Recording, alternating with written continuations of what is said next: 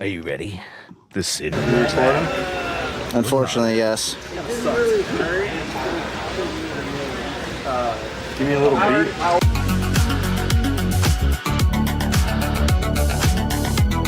Better be ready. I mean, we got some special guests on this week, and they're no stranger to controversy, so they'll fit right in, right?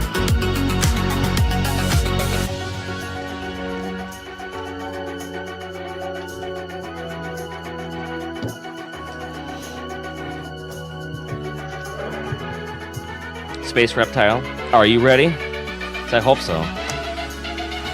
So we're going to be laying down the bombs tonight.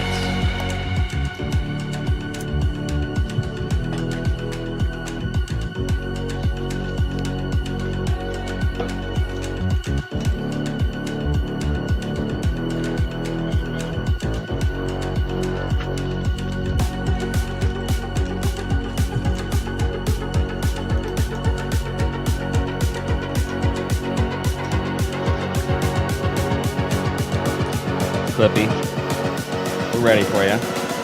We expect a lot of comments tonight and questions for these boys, so chat, you better stay active for us.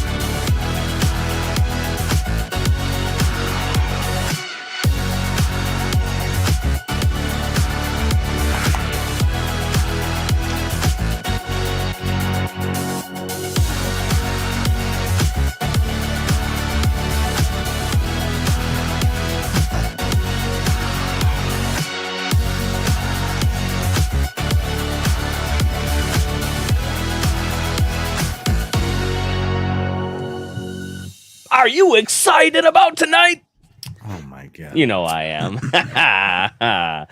So, I mean, we all are bred and true about, controversy and all.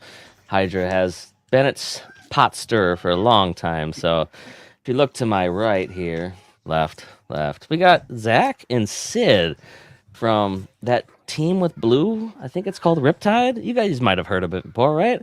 Why don't you two introduce yourself? Hey, I'm Sid. I'm the electronics lead, or one of, and the weapons operator for RIPtide. And yeah, it's my second year on the team. Yeah, it's nice to be here. And Zach, what about you? Yeah, so I'm Zach, and I also work on the electronics and take care of all the manufacturing of parts for the bot. And of course, you guys all know the guy below me, right? I'm Reese. This is my first year on RIPtide. A pleasure to be here. And in the middle, you have Trevor, and he doesn't even get a title anymore, folks. So we're just going to go with Rachel now. Just Rachel. Yeah, right? I'm just around. She went back to her normal. You got Terry, the head man of Team Whyachi, right? Yeah. Down below, we have Dick, the pump guy. He's the guy that runs the stream, and he helps us get our social media out there because we wouldn't be able to do this without him. And, of course, somebody new down below. Who could that be? Is that the King of England? New king. That's a Prince Albert. But we've had a marvelous day here in England, and what better way to round off a coronation than with a Whyachi stream? We are big fans of BattleBots here at the Windsor household. In fact, me and Mumsy, we were talking about giving Team Whyachi a knighthood if they bring home the giant nut. Ooh, a nuthood. Wow. A nuthood. Nice. Hey, how old are you, King? What's your age? Oh, so No, the king had to leave. It's me. It's Tom again. Yeah, that's we're asking you, Tom. Let's switch it out to Dick now. Dick, what are we gonna go over tonight? What do you got in store for us? What we're gonna do is we're gonna go over Sid and Zach. We're gonna ask them about their childhood and their hobbies off stream and BattleBot. Everything but BattleBots is what we're gonna do. We good That with sounds delicious. It really does. I mean, I'm sure this will, descent into turmoil as we get along. But sure, what do you got for questions for him, Dick? I've only got a couple jokes lined up. Well, I don't have any questions. What do you mean? Oh, no, nothing at all. Well, let's start with the whole. How you guys doing today, Sid and Zach? What are you guys doing? Doing good. Doing Yeah? good. Good, yeah. Yeah. Just sat down, had food, done nothing else. How do you Nice- like your nice steaks? Saturday. medium. Okay. Okay. I Not usually big go steak for guy, chef to be honest, recommendation. What about your meat pies? Yeah. You gonna tell them about your meat pie? Do you guys know about my meat pie? Don't No. do the meat pie. No. Should we have? Well, basically, I just cook up like He last makes time it was like It's, And he calls it's it a pie. not meatloaf. it's meatloaf. Sometimes I do it in a pie pan just to appeal you people. All right, Mm-hmm. but You need yeah, a it's crust just for it to be a meat. pie. I'm on a weird diet where I can only eat meat and a couple vegetables. Perfect. We got an actual real question here. So, Ooh. what's the difference between RIPtide this year and last year? Any big changes? For the most part, Everything. yeah. I mean, everything kind of changed. It got redesigned, but if I had to name like the biggest few things, weapons heavier, weapon spins faster. The robot got thicker a bit, just in every way. So It's more- 15% bluer as well. Yeah, the weapon is actually Little fully darker. blue this time, so big, huge. The blue, I think the most important thing is that the blue is now it's like more overhaul blue than it is our last year blue, which is really cute. I don't know if you want to go that blue. That's the wrong type of blue to go. Well, I think if you One of the balance cat it ears enough, of you know, really I young think girlfriend. So can Yeah. you go over what kind of motors and controls you have in there running the Yeah. weapon? so the weapon runs revolts. It's almost the same blue, see? Yeah, it's close Yeah. enough. We run revolts, 2 on the weapon, and then we have Vesk 75-300s. So pretty bog standard configuration, to be honest. It's the same And weapon motors that Kevin runs on his drive for Mhm. Thought Viper. It's just he's got 4 of them. So What motors you have on your drive? just short mags and the Banebot. Oh, conventional. So that's Yeah. why it's reliable. Reliability. Uh-huh. Can't mess something up if you just copy what worked, right? Yep. So I mean, Fight Force did it for how many years? So why not? Exactly. So what? And I what mean- sort of diameter is the weapon and the weight? It's about, I think, like 13. I think it's 13 inches. Yeah. Yeah. And the weight is, I don't know. Maybe Zach can correct me. Like, It's like I 50 think it's 70 pounds. I heard 65 from Ethan. 65. I think it was Yeah. 56. I know when Ethan was next to me and he was trying to lift it, he was having a hard time by himself. So it's pretty heavy.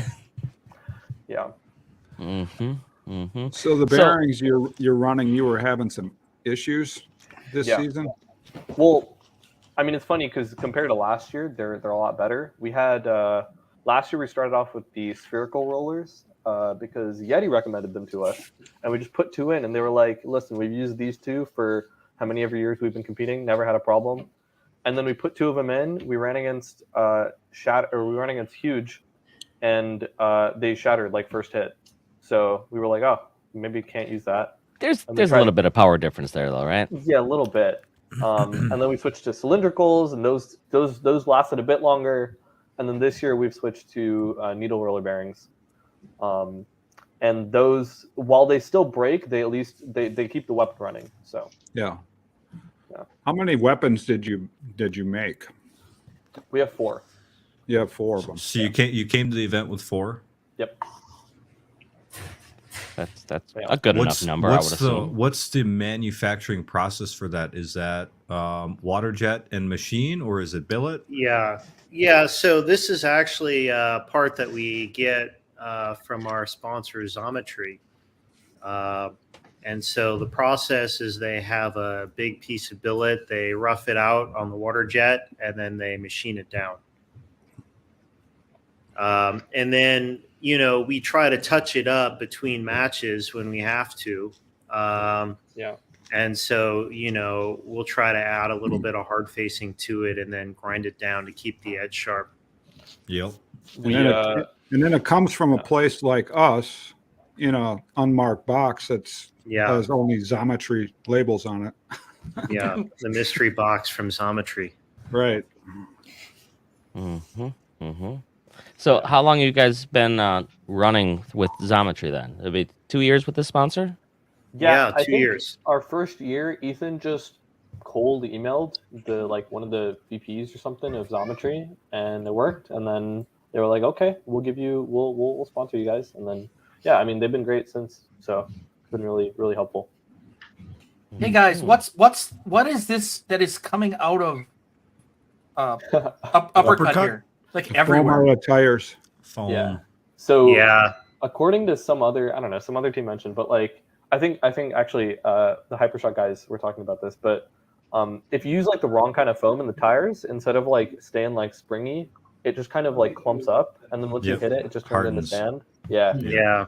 So that's what Uppercut was running. But is there any time in a match where you're not going full speed? Do you slow it down and lessen the gyros?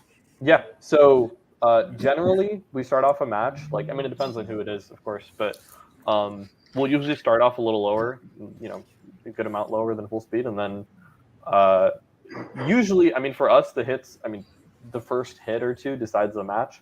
So we just try to clip an offside, get them destabilized, and then once they're like kind of floundering, I'd turn it up, and then even goes for like the actual kill shot. Go for the kill. So you're running like what, 60% green when the green light comes on? Around there.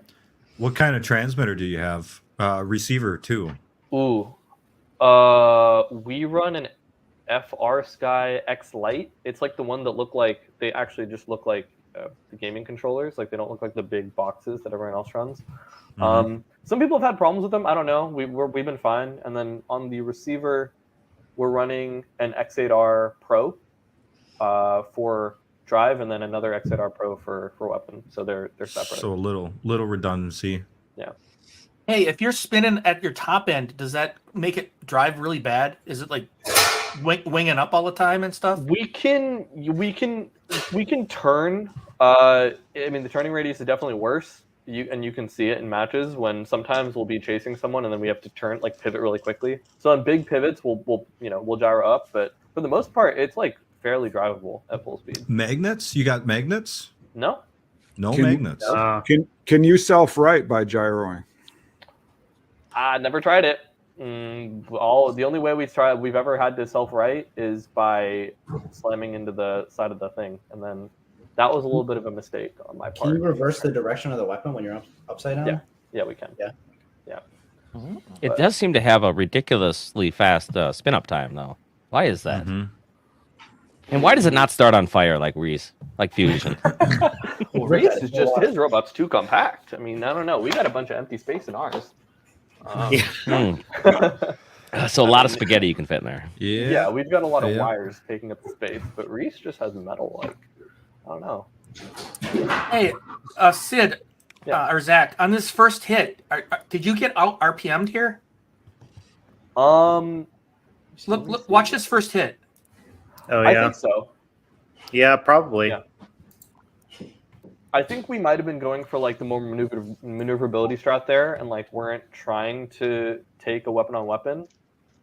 And then after this, I think I turned it up. I started turning it up, and then Ethan kind of pulls a pro gamer move and like slips the fork underneath their fat fork, and then it goes pretty well for us from there. But yeah, that was a little scary, actually. So if you were to build a different bot, that first hit can totally determine the rest of the match. And you guys lost it, but rebounded pretty nicely. I think it's one of the nice things. Sorry, go ahead. No, you finish. Yeah, I was just gonna say that I think one of the nice things about our robot is that it's just so wide. Like when we land, like you land, like most robots, I think when they turn like 45 degrees or like 40 degrees up like that, and they land, they're always like a little rocky. But we just land flat, and then we're ready to go again. So how wide is the wheelbase? Ooh, I don't remember. Yeah, I don't remember. Probably like your body, 30, a little wider than your body. 32. You picked it up, right? like 28 inches. this big. I don't know. 2 feet or so, sure. Yeah, probably about there. Mm-hmm. Yeah. So if you had to build a bot, Fusion's 2 feet. would RIPtide be the bot that you try to design to beat, or would there be a different style bot that you guys would try to actually design against? Like if we were to build another robot to beat RIPtide? How would you beat RIPtide? If you were going to make a new bot, would RIPtide be your template to what you have to try to beat. He wants Like your top bot. He wants you to decide to trade for Hydra. Yes. Go ahead. Yes, please. I really like RIPtide's design right now. Like I think it's a really, really promising design. I don't think it's been like optimized as far as it could go. My answer to this is just me. If I had to build another robot and it was just like, I could do whatever I wanted and someone else is paying for it and I didn't have to worry about, I didn't have to get a job, I would want to make a Melty, like just me, because I think that it would be pretty cool. And I don't know. I don't think that people use software enough. Like I feel like they should rely on it more. I think it could work out really well, but I don't know. I can kind of answer this. I don't think we really care that much about seeding. What do you guys think? I mean, does number one mean that much to you? No. Yeah, I don't know. It's kind of voodoo math. I'm not sure if we even know exactly how they rank these things, and I honestly I don't pay much attention to it, and I never really have. Well, and there's really, with this day and age with the bots, it really doesn't matter at all. I mean, what matters more is that initial matchup that they put you up against. The rock paper scissors effect. You could have your kryptonite be the 31 seed and be, complete kicking. I mean, we were like on interview. Obviously, we were like, yeah, we should be the first seed. We've had 4 straight knockouts, but like, I mean, we saw Minotaurs, like we saw their strength schedule, like it was no joke. So we weren't expecting number 1 at all. But I would have gave you a number 1 because it's really a toss to pretty much knock out everybody in like a minute. That's more dominant than whatever Minotaur could have done. Yeah, I don't think that our strength of schedule was close to hard, because who did Minotaur play? They played Tantrum. They played Cobalt. Yeah, that was fire. They played Minotaur. Like all of those are like easily top 10, top 5. So I think there's a difference. Not this season. No. Some of those weren't. So we're going through the fights. We're gonna watch this one here. I don't know if you guys heard our opinion of this, but I think we thought that it was not out of bounds. I said I wouldn't have taken some of the last ones just because I wouldn't want to ruin my bot. But well, that leads us right into: have you guys ever watched our stream before? Do you know what you're in for? I saw clips and I watched like 30 minutes. Zach? Yeah, I watched the last one you guys did with Bunny. Oh, okay. So she's what got you on the stream then. Not us at all. Yeah, no, not at all. Okay. Yeah, where is she? Was it early or late? Because late it can get a little helter skelter. It can get dicey, yeah. Yeah. hey, this is actually really good work. These soft shots, that's the move. Like you were taking some hard ones earlier, but this corralling soft shots that Ethan's taken here. I mean, these little ones, that's the move. Our like game plan in there was, we thought as soon as if we like, even if we spin it like half, we'd be able to like hit something, and we just wanted to stop them from spinning as soon as we could, or like slow them down. Yeah. So and Shredder does a really good job kind of swerving around us. Yeah. I mean, it's actually, it looks like a very hard bot to control. But they make it work. No, we're very impressed with that. His driving style fits the bot really well. I mean, he's aggressive when he needs to be, and he's right on point on his moves. Yeah. I have a question. Could you guys see from here? I think you're over by Rip or Shatter, or oh my gosh, you're over by Shred's corner, right? So is it hard? I think we were on like, actually I don't exactly know where we were standing, but like you can see like one of the shots where all of us are like, our entire team is like leaning over because it's so hard to see. I'm pretty sure we could see like once we pushed Shred into the corner, like the only robot we could see was ours, and like we could see parts of Shred and we could see that they were moving, but we couldn't see like what their robot looked like or anything. You can't see it. Sure. Yeah. Are you looking at the Shred Racer team at all?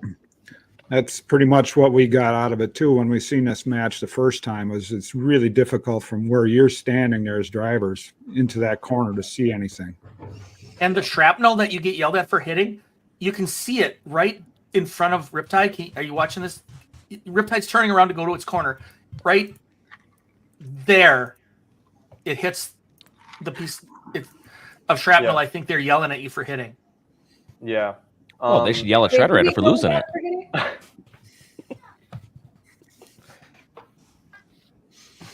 No. Yeah, they did. So, like, I don't know. The ref was like, I don't know. Someone says like, "Oh, like this is unnecessary damage," and then the ref was like, "Yeah, we warned them," and like, I don't know why they put it in like that the way they did, because we hadn't been warned for like damage or anything before that. It was just you were warned about hitting shrapnel, right? Yeah, exactly. So I'm like 99% sure that that's what they're talking about, and like maybe the ref and like the Shredderator member had like a little bit of a miscommunication, because I'm the only thing we'd been talked to by the refs were when we hit like the metal after the Mad Catter fight. So. Yeah, and I mean, with the Shredderator fight, the audience hears the audio, the television audience hears the audio, and it sounds real good, real crisp. I mean, when you're actually in the box and you're driving, I mean, you've got the noise from the audience, you've got the noise from the bots. It's impossible to hear, what's going on next door. Totally. You totally can't hear anything. Yeah, and you guys have probably heard our robot. Like, it is extremely loud, and it was basically on our side of the wall. Zach, you have focused on the fight. You just block everything out anyway. Yeah, like there was no. Yeah, like we weren't really trying. I mean, of course, if we had heard the Shred team say anything, we would have totally stopped. Like, there's no question about that. But it's just when you're playing the fight and when you're looking at your robot. And you're just, your goal in that moment is just, I need to hit them until they stop moving.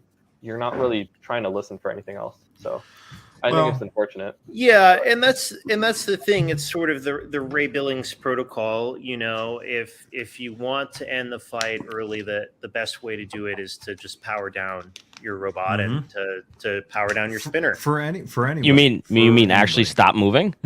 Yeah. I did it against Huge. I mean, I could still drive half my bot, but my top was gone. My batteries were exposed. Why the fuck would I move after that? Yeah.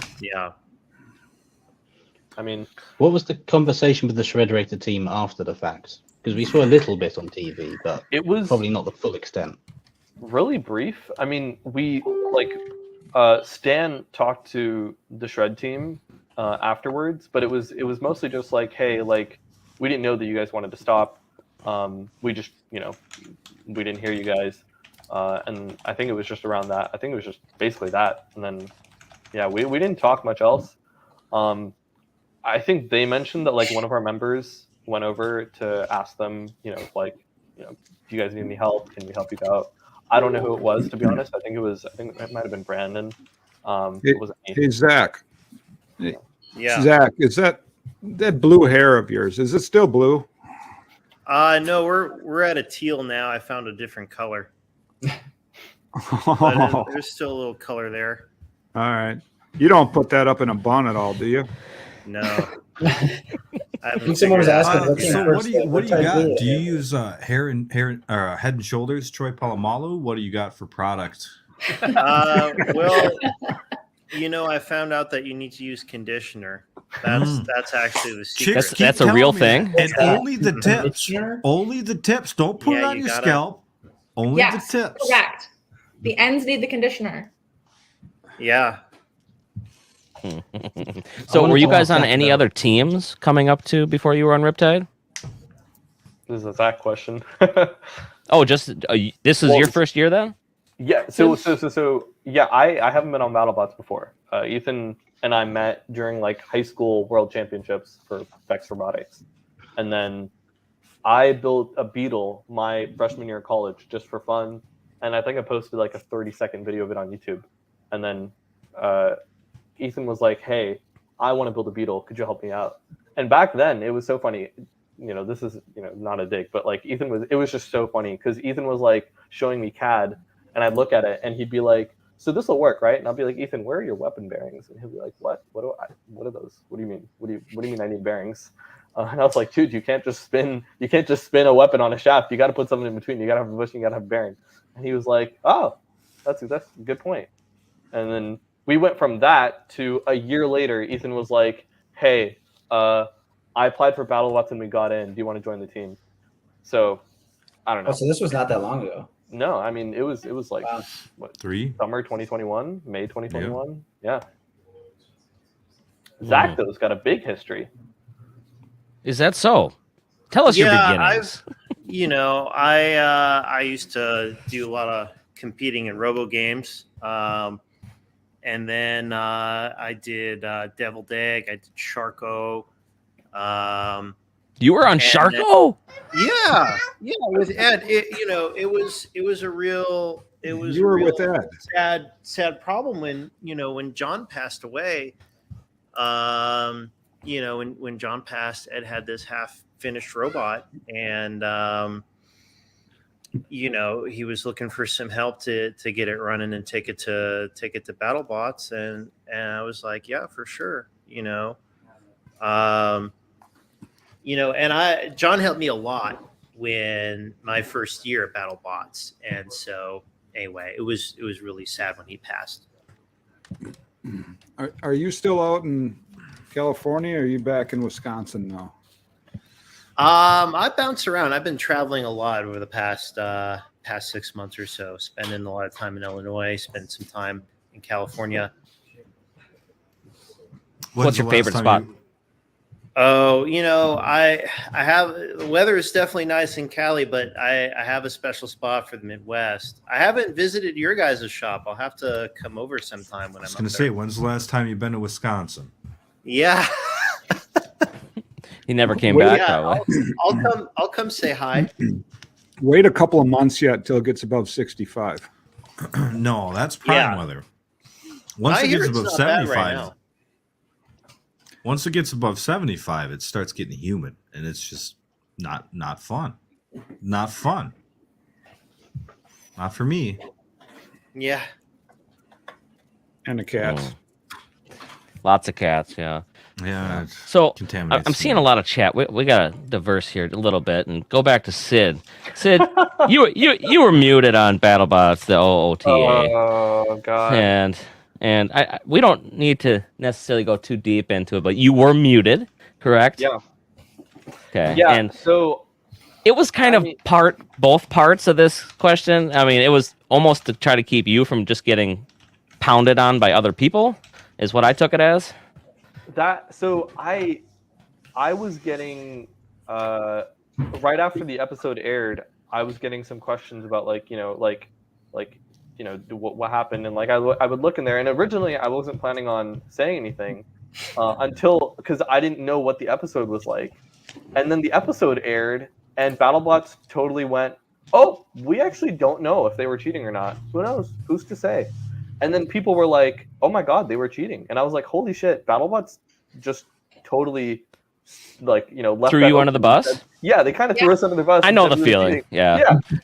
And so I was like, wait, I can't just not say anything. Like, if I leave this until the Whyachi stream, people are just gonna circulate and just let it sit, and people are gonna be like, well, why didn't they comment if they were the couch warriors reciprocating and feeding into the blatant lies is what causes a lot of the problems, really, is what I found out. Yeah. So I was at first I just I tried to clear the air, and then people would ask questions, and I would respond to the questions, and then I would joke around, and I'd be like, yeah, maybe in hindsight, maybe I shouldn't have joked around as much as I did or been as sarcastic as I was, but yeah, that was not well appreciated. And they were like, you should pause. And I was like, okay. So it's hard to win in those situations, and it's hard to walk away from it too without commenting. That's kind of what I've learned is you probably should just step away, but it's when you see those comments, you're like, ooh, Like I don't want to. Even as much as a few hours ago, it was kind of yourself and Ben Burton versus Hypershock and everybody else. I don't know. I think that like there's valid points to be made about like the whole like situation and what we could have done differently. But like yeah, some people, I mean, some things were just going out of hand. I think that like, you know, the conversation a couple hours ago wasn't that uncivil. It was just, it wasn't as bad as it was previously. So well, is it really all this? Is it really, what is the issue? Is this the issue? Hey, yeah. So basically, for everyone that doesn't know what actually happened, we've been doing these like fun walkouts for like the last, you know, for our last like 4 fights, and you know, you can see them. Like we've always tried to do something fun, and we have this like pickaxe that like Zach has been using to press the buttons, and like he's been holding it around. We hold it on camera. It's in our team picture, and so we were like, you know, it'd be funny is if we taped our hammer to the front of our weapon for the walkout, so that we could like pretend to be a hammer robot. Yeah, it's this pickaxe right here. And so we were like, you know, it'd be funny is if we taped it to the front of our robot for the walkout. So we started taping it, and then yeah, people were like, and then yeah, so Shatter's team came over and they were like, what are you guys doing? Like, what's going on? And like we talked to, well, I think that this gets a little mixed up, but like Shatter saw us, you know, doing something, and they asked production to investigate, and then production came over, and we told them what they were doing, and production, you know, was like, okay, and then told Shatter what we were doing, and then Shatter came over, and I guess it didn't like satisfy them, and they were like, oh, you guys are doing whatever, you guys are cheating, you guys are modifying your robot, I want you to go reweigh. So I mean, we did exactly what they asked. I mean, we went and reweighed, and because this is the second time that Shatter had asked us to reweigh that, you know, for that match, we asked production to do it for us because we were like, oh, we're not going to risk it. They've already asked us to reweigh already for, you know, whatever reason they had, and we already did it, and it was already 250, but they're asking us to do it again. We're just going to let production handle this. So we gave production our robot. Production took it and they weighed it, and it came at 248. I think Zach knows a bit more about this, but they because we gave them the robot, they took it to a different scale. So yeah, a lot of people were asking, well, why was it, you know, 248? The scale that we got weighed on that second time was a different scale than the first one, and you know, the scales at BattleBots, they see a lot of traffic, they see a lot of abuse. They're shit. And let's just put it that way. I mean, like there's some variance. Yeah, there's some variance between the two scales, and that's why there was a difference. It was was it this season or 2 seasons ago that one of them fully broke? Well, they said it was just weighing really light. Yeah. The scale that you used in the weigh-in that they showed, that scale was weighing light. And the only reason we know that is because Jake prefers to use that one for Hydra, because he can just lower the bot onto the off of the hydraulic cart, slide it on, take the cart off, and it's entirely on the scale. There's no frame around it. There's no frame around it. The weighing surface is hovering. So you gave up on putting the pickaxe on then? I mean, it wouldn't have mattered on the scale. I mean, you'd get 10 pounds for decoration weight. No, so like it wasn't a decoration thing. Like we were just like it was literally a prop for the walkout. Like this is a prank, bro. Like we weren't asking Shatter for decoration weight. We weren't going to put it on in the match. It was literally taped to our weapon. Like we can't spin the weapon with this 3-foot pickaxe, you know, on it. Like, obviously, gaff tape. It was with gaff tape. So like, I mean, if anyone just came over and looked or like asked us, it was pretty obvious that we weren't putting on something for the match, or like weren't doing anything, or we're doing anything malicious. We were just putting it on for the walkout, and we were going to go do the walkout, pretend to be a little hammer robot, have our fun, and then just rip it off and then go do the fight. they always part of it's just the TV angle. They're always trying to search and dig for anything that they can. If you keep doing this every match, then taping shit on there and reweighing, eventually they'll stop reweighing you, and then you can leave more pounds on. Yeah, I think next time we'll leave the big hammer taped to the weapon. We can actually be a hammer robot for the match. I want to let everybody know about this location. Yeah, they were discovered backstage or whatever. So like the funny part to us is that like they on air pretended that this was some like found footage that they discovered or something. Yeah, it was like some kind of scandalous thing. That's we were the doing. ramp for the damn tunnel. So there's the ramp. Yeah. So this is for anyone that obviously wasn't there, doesn't isn't on at BattleBots. This is the ramp that you are supposed to sit behind when waiting for your match. And like the production staff will put you there. That's exactly where you're supposed to sit. Yeah. And there are cameras and like you're in full view of the other team. And there are cameras and like me and Ethan are already mic'd up. Like this is not some kind of like scandalous location that we were some kind of scandal that we were trying to do like hidden. We were just doing it right behind right at the waiting area for the to be fair, this is like 15 feet from here to here. Right. Yeah. Or 20 feet. Pretty easily. So Shatter's here. You're here. Yeah. There's a camera right here. A GoPro. There's a stationary GoPro right here. There's another one shooting this way. That's where they got that video from. There's one right here shooting this way. There's a pole which off to this right with a GoPro on it, or another camera. There's another camera here. Rachel, didn't you see like Lucky or somebody back here? Yeah, Lucky's in the back of this video. You can see their jerseys. The guy in the white shoes and the black, that's a production person. Yeah, like it's not like we were trying to hide. Like there are PAs sitting right there. Farouk's like 20 feet away. This is the most visual spot in the back. Yeah.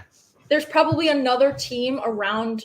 We sort of all like pile up there, so there's probably another team around Lucky. Like also right behind this curtain behind you guys, that's like the big editing production hub. Yeah, like that's someone's watching this. The man behind the curtain is over there. Yeah. Trey has a desk that's just out of frame behind this curtain. Like this is not this is not like a secret location. There are places to take your bot that would be a secret location between weigh-in and this would not be the place. One of them. Yeah. And I mean you can see the PAs that the PA that we had like right there. It's and like the thing about this is like in the battery tent right before all this, we had already been asked to reweigh. So we weighed in at 250 and we did our thing.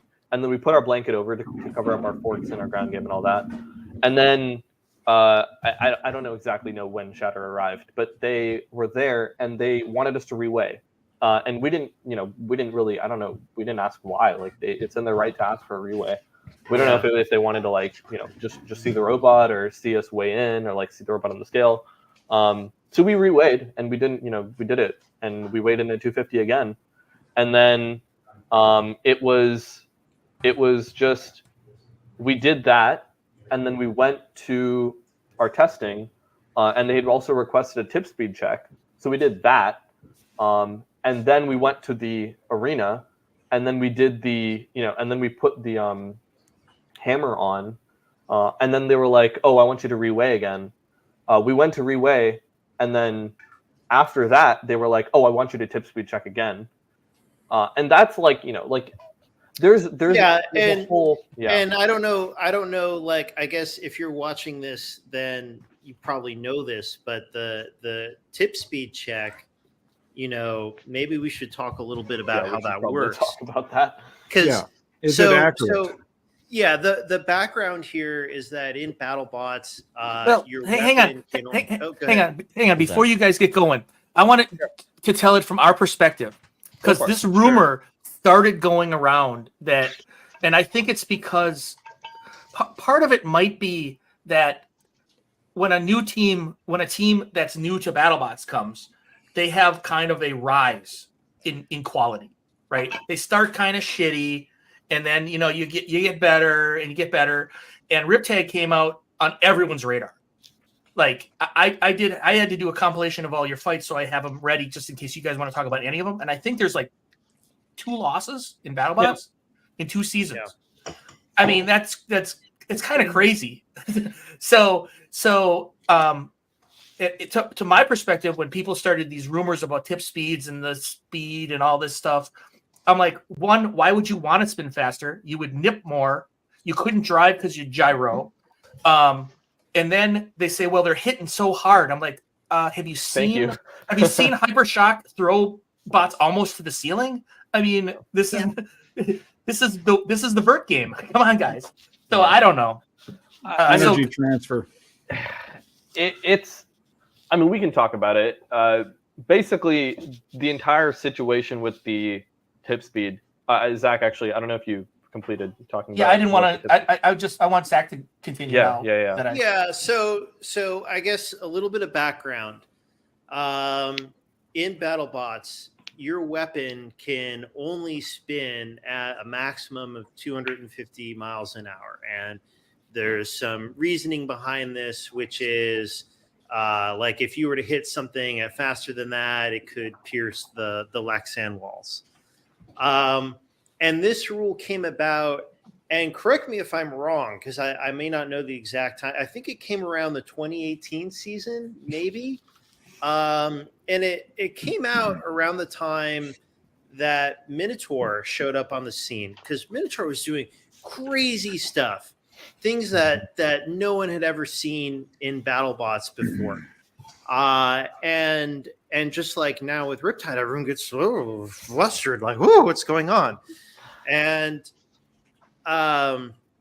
they had this limit to try and rein things in a little bit. So how they test it, they used to use a timing light. Now they actually use a tachometer. And so they hit your robot with a tachometer from behind the test box. And then they know the diameter of your spinner. And they calculate it from there. And then on top of that, they say, although the audience doesn't really see this, we've never seen this, they say that they're also listening to audio during the match and using some sort of, frequency measuring device to make sure that you don't exceed the tip speed that they were testing you at in the test box. And so we went through this test a couple times. Yeah. We even, shared with them our electronics. They got to look through our controllers and, stuff like that. And we came in under the 250 limit. Yeah. So I think they developed this like during the middle of the season, the ability to check the frequency and check check robots' tip speeds using sound at the middle of the season, because they weren't doing it at the very beginning. But the night before the Shatter fight, when we went to the test box to test our robot, they told everyone there that they were doing a surprise tip speed check, and we were like, sure. And so we did it, and we passed, of course. And then the next morning is when it kind of unfolded. A BattleBots production, a technical person, came up to us in our pit and was like, "Hey, based on our calculations of what we think your robot is, we think you're cheating. We think your theoretical tip speed is above 250 miles an hour." And then he told us basically to prove that our theoretical tip speed was under the 250 mile per hour limit, which is weird because, no other team is really held to this constraint. Like, in order to actually hit 250 miles an hour, like actually to hit the limit, your theoretical has to be, of course, above 250. So like, right. It doesn't really, to limit that doesn't really make sense. But we had to. Yeah. They tested fusion a lot too.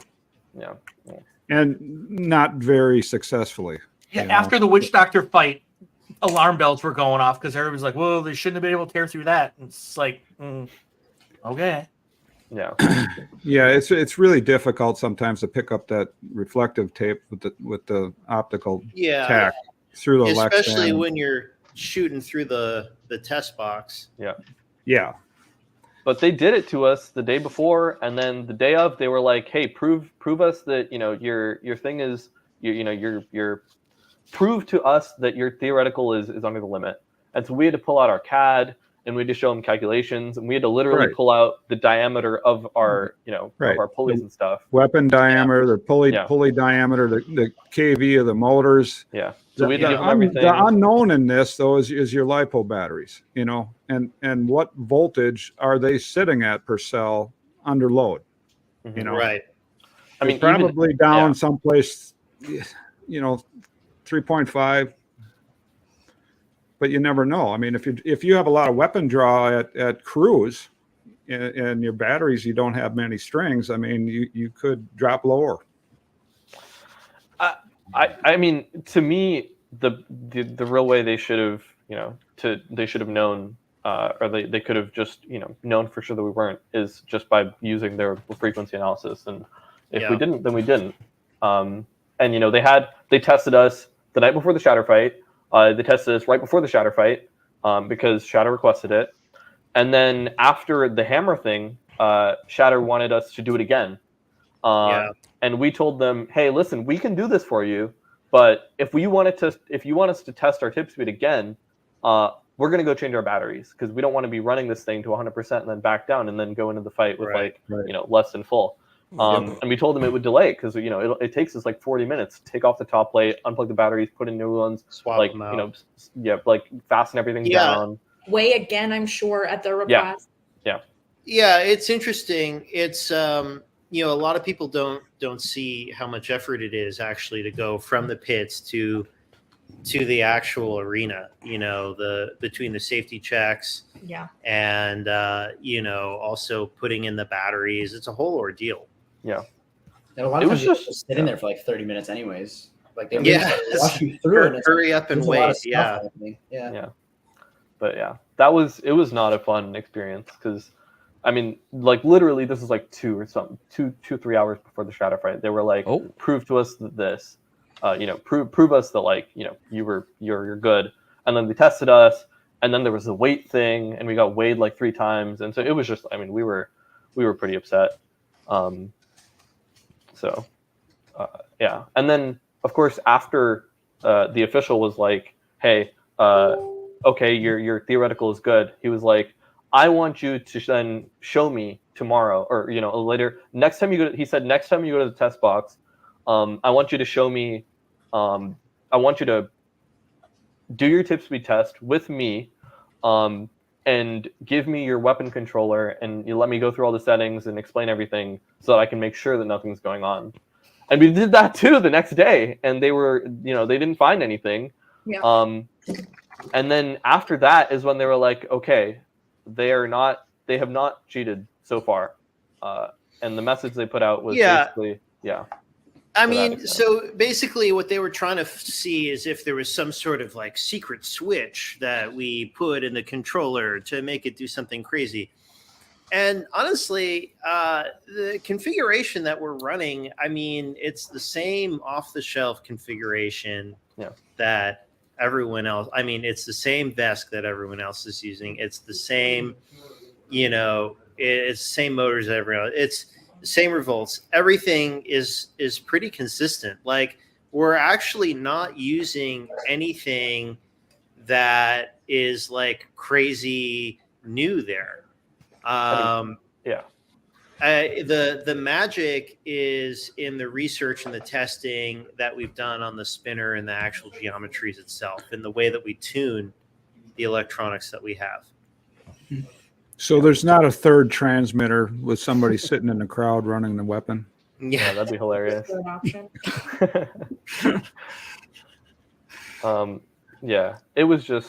was weird. Yeah. It was weird.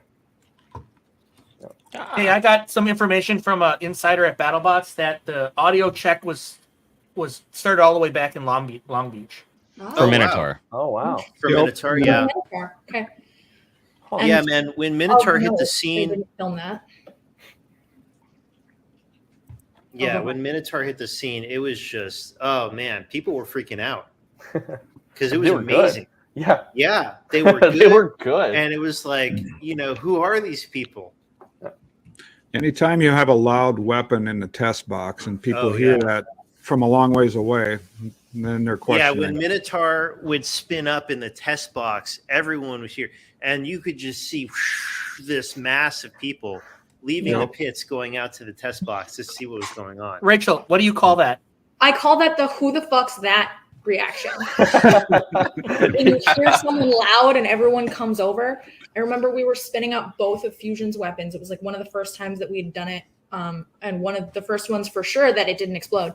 And someone from Witch Doctor came over and I said, "Oh, are you here for the who the fuck's that reaction?" And he was like, "No." And then looked at the bot really concerned. I was like, Sid and Zach. Okay. Have either of you heard Fusion spin up in the test box with both weapons? I have not personally. It's pretty great because it's got two different harmonics. Yeah, so it's like going wow, wow, wow. It's really awesome. In fact, one time Dick and I were like somewhere else. We were like in a battery, in the battery tent when they were really close, the test box and the battery. And we heard a who the fuck's that moment and we went over and it was Fusion. We were like, yes! Your own bot, you didn't even know. We were so proud. We were like, heck yes! Yeah, I missed that the test box is so far away now you can't really hear what's going on. Yeah, I kind of missed that little distraction in the pits. Yeah. But you just need a gas engine. They run for that too. Yeah. Bring Ice Wave out there. I still have not heard how loud Ice Wave is. I just have not heard it in person. It's really bad when you're in the other test box and you're trying to like start Fusion up and hear for fires and shit or run the hydraulic pump and you can't because he's doing shit over there the whole time. Yeah. It's like just as soon as he revs down, you're thinking, "Oh yeah, I can do this now." He revs it back up again. This might be like a I'm not an engineer baby question, but like, is RIPtide louder because it's chopping the air? Instead, it's not like one spinning mass. It's got the hole in the middle. Is that maybe why it is louder? I think so. I don't think a lot of people have the big, opening in the center. But also the funny thing is, like, I think one of the first times people watching the episode commented on our weapon being loud was after the glitch fight. Because after we knocked out glitch, I turned it all the way up just to see. And it was like super loud. And that, I don't think it was our weapon. That was literally the belt squealing. And people were like, "Wow, their weapon's so loud." And it was just that our belts were like not that tight. Did you guys do a stress analysis at all when you're designing the weapon? Oh yeah, for sure. Yeah. We do all sorts of simulation and CAD. Where's the weak point? Yeah. You'll have to find out. You'll have to punch it hard enough and find out. Like, I got a feeling that it's going to break with a 50,000-pound load. Well, if you find a 50,000-pound load to put on our bar, let me know, and we will see. Yeah. Oh yeah, we actually have pictures. Don't Hey, test there him. it is. Don't test him. Yeah, don't test him. Here's the thing. We just did one, okay, for the possible new Fusion, an egg beater. Really nice looking alien profile egg beater, right? Ooh. Did a bunch of stress analysis on it, and of course we tested it until it broke, right? Yeah. That was the plan. I think that's the nice thing about being able to. I mean, in California, there's not a lot of places where you can go and just hit. I went away like from the egg beater now. They're too weak. Well, that's just because when you did your testing, it broke. But then when you went back to CAD and put the correct forces on it, then it like, oh, look, it was going to break exactly right there. Yeah. But now we know how to design correctly. To be clear, BattleBots, we are not calling RIPtide out. We are not calling RIPtide out. Yes, we are. There is no Definitely don't. No. I don't want to. I feel like y'all are just going to come in like with a bike rack. Yeah. Check your boards. Check your boards. Yeah. That'd be fun. I can't wait until you guys have some kind of anti-egg beater configuration solely because you just tried it and figured shit out. It'll just be like carpet on the front, and we'll just like gum you to death with it. Yeah.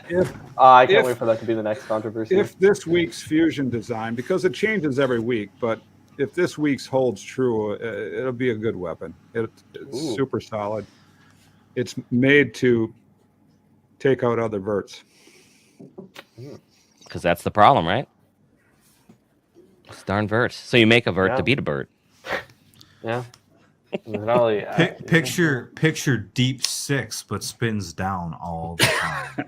So like cobalt, but spinning down, or like cutting downwards. Okay. Yeah. No, they're way stronger than Cobalt's blade. Okay.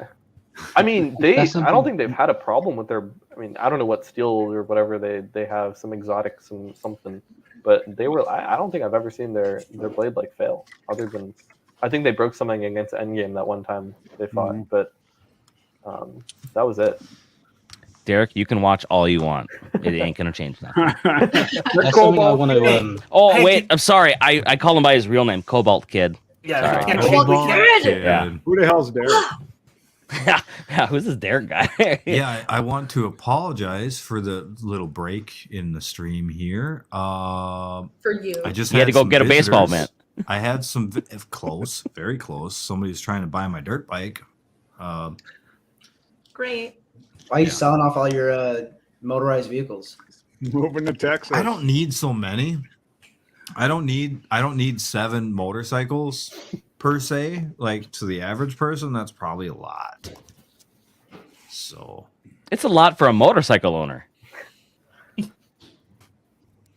Okay, so a fun question here. If you guys had a tag team, where is that one? Ooh, you had a tag team with somebody. Oh, what bot would be your partner? Oh man, maybe we could tag team with a horizontal spinner, and we'd have our bases covered. You want to risk the side hit to the wheel pods though? I think the only way our robot would get any better is if we added another vert to it. So I'll take Endgame, and we can go sit in the box, and they drive carefully enough to where I don't think they're gonna hit us, and we can just put their like insane. They've got so much weight for ground game. We'll use their weight for ground game, and they can deal with like the first half of the fight, and then they can do the damage, and then we'll come in with like a lawnmower afterwards and just hit them. What's the plans for next season? What have you heard, and what are you guys looking forward to?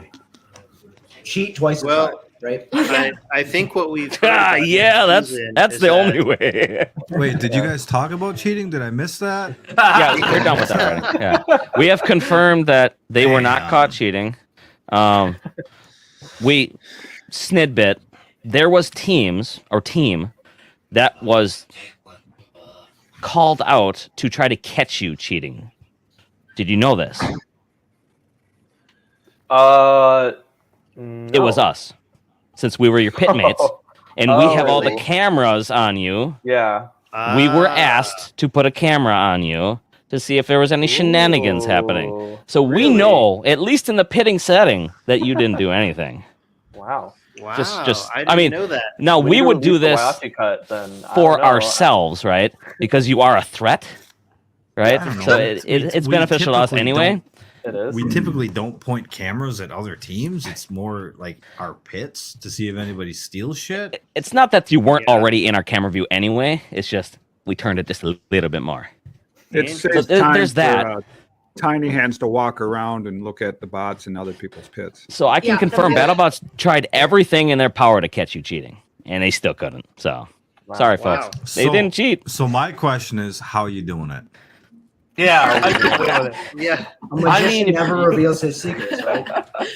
Well, show the video. If we do we have video of this? I think the video is I'm trying to find it. Well, we'll get around to that. Yeah, actually, so we were just talking about it. The only thing that we could ever comment on is he was like, God, they are working on the bot all the time. Yeah, very suspicious. They're hard workers. They're the whole. Yeah, something's got to be going on. They're very diligent. Yeah, I mean, we're there. I mean, so listen, like our team, was assembled from basically like if you take all of the like or a bunch of like really good high school robotics people and like just like experts in their own field like Zach, of course, and you put them together, you just get an extremely like competitive team and also people that like really want to win. Like that's what you get when you assemble that. And you get a bunch of people that are ready to work, from 8 a.m. from 6 a.m. when the pits open to midnight. And I mean, that's what you saw, right? Because we were very, very, I don't know. Oh, yeah. Like we were working on the robot the whole time. We were talking about this earlier. The whole time. There was some accusations like, oh, RIPtide they would just want to be on TV. I'm like, it is the opposite. Yeah. I don't. Like I've never seen it. There's few teams that are as just like you're there to win, right? And there's like a few categories of people at BattleBots. There's people who are there to win, people who are there to be on TV, and then people who are like having a good time. They're having a good time, like kind of competing, but also like being on TV. Like it's just kind of a blend. And you guys, like, I mean, you can tell Ethan makes good TV a lot of times, but like it's not. That's not why you're there for that. RIPtide. You Spy can tell cam here. Look at that. I like this angle. It's really really cute. Yeah, I just want to point out we'll be happy to pit next to you again, right? Aww. Yeah. Hey, I do want to explain this. The reason this is so grainy. The reason this is so grainy is because you're in the lower right-hand corner of my overall entire pit shot. So I had to crop the lower 1/8 corner out and zoom it all the way in. So it wasn't necessarily pointed right at you. No, but it's still in our pits. We're pointing at our pits. But we could definitely see you because we were asked if we saw any shenanigans, and I'm like, well, I could tell you if they are up to shenanigans. Yeah. Right. We already could tell them, yes. Uh-huh. The answer is that if working on their bot all the time is shenanigans, yes, they're up to shenanigans. Yeah, no, that's cheating. You can't have that kind of work ethic. You can tell the really competitive bot guys, though. The guys who cover their stuff afterwards. I mean, you don't want people malarking in your stuff, but that's still a competitive edge that you see a lot of the better echelon teams doing. It's just out of necessity, I guess. One person's eating and the other ones are working. And now another person's eating. we rotate. I mean, what can I say? Like, now you're not. Hey, nobody was working. Okay, there. Oh, wow. Well, wow. You can even see it by like arrival time and leaving time is something that I sort of we key in on because we are also in early, out late. And there definitely are teams that sort of like roll in at 11. They leave right after the fight. And like if you're in perfect condition post fight, I guess that's one thing, but I don't know how it's possible. Doing like a total tear down. They're doing a post-mortem even if they win. Like we don't do that.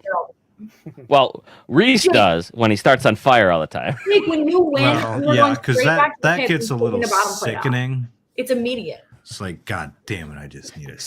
We'll have to do a side by side of the pits and see which one's working longer. I think they were in Reese because he's procrastinating the most. They were in there so long one day. I probably do look like I'm working longer, but I work half the speed. They were in there so long one day that a golf cart came because nobody else was there but them and kicked them out. Oh no, that happened. I mean, this is important. I mean, I feel bad for them, but like we were literally there until midnight. Like we would not like they kicked us out with the golf cart every time, basically. And like we were there until 12. Yeah. There's only one shift for the production people. They don't like change out during the day. So the production people too are working really hard. They're there the entire time. Well, no, they're there later. They have people working that open up, but the real like camera crew and the production crew, they're there later. So it's not like they're coming in at 7 like we are. They're maybe like 10, noon, someplace in there. It's still a decent shift, but it's not as long as what we're running. Yeah. So some people are asking about Deviled Egg. I mean, you're going to have to talk about it, Zach. Sure. Deviled Egg was supposed to be an egg beater spinner. And there is an egg beater Deviled Egg that I have, floating around the shop. for BattleBots, I switched it to the drum just because there were problems getting the egg beater in on time from, place I was trying to get the billet from, and I had some problems machining it. So I already had a couple different drum configs for Deviled Egg, and so I thought, well, heck, screw it. Deviled Egg is not going to be an egg beater this year. It's going to be a drum. So you should get a blue version of that hat for next season. Yeah. But so you had the crowbar all the way back then, though, too. Yeah, the crowbar. The infamous crowbar. Wow, the history. Yeah. Incredible. I was going to bring it for the live stream, but I've been moving around my shop. I hadn't been able to dig it out yet. Yeah. So how many versions of RIPtide do you have this year? Because I see a lot of people asking about how many bots each team has. Yeah. So we had. Yeah, go ahead, Zach. We have two. There's more than one RIPtide, but at the same time, like you kind of have to, because turnover time isn't like if something serious happens to your robot where it's just wiped out, oftentimes you'll have to fight the very next day, and there really isn't time to just totally rebuild and replace one part of your robot. Or when it comes to tournament time, two times in one day. Yeah. And so the only way that we know how to deal with that is you have, Robot 1 and Robot 2. And when Robot 1 is down, you can wheel out Robot number 2. I mean, I think like some people take this to the extreme. I think, there's like 4 lockjaws or something like that. Yeah, it was so cool to watch because they just you'd see them like I don't know, last year at least they would have like 3. They just had 3 sitting there ready for bounties, and we were like, so you guys have to play three matches back to back, what are you gonna do? And they were like, and you just see, and they're just 3 lockjaws sitting right next to each other. It was so funny. Mm-hmm. So is there a favorite RIPtide frame? Well, have you named them? I like Robot 1 for RIPtide, although they are more or less identical.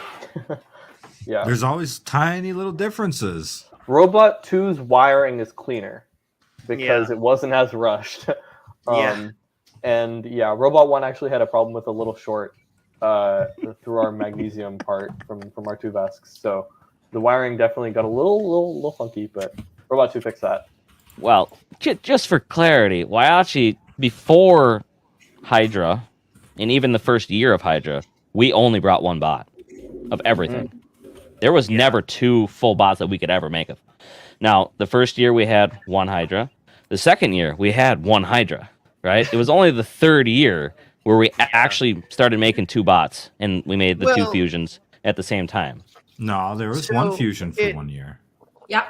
Oh yeah, that's true. There was only 1. So, in my opinion, now, like the way the scheduling is so crammed because they're trying to make 2 TV shows, right? Oh, for sure. They're doing the Golden Bolt, and then they're doing the regular bracket, and so really the way the filming is kind of compressed, you kind of have to bring 2 robots. For sure. Now with the fight night rounds, nowadays, if it was a single elimination tournament, you don't necessarily need that. You lose, you're done. But now it gives you a little flexibility on your repairs. You can. But what's difficult about that is that it really heightens the barrier to entry because a rookie team has to really know what they're up for. And they really have to show up with 2 bots or at least enough parts to make 2 bots. Or they need to be able to repair it really fast. And right. I mean, at least for us, I don't know. Zach might agree with this, but I think our biggest weakness is just repair time. And like trust me. I mean, if we wanted to, we would. If we could, we would be done with the robot. Earlier. It's not like we would stay there. Every single night, the whole time. If we had these robots completely done, completely tested. How much testing and driving time did you get before this season? Not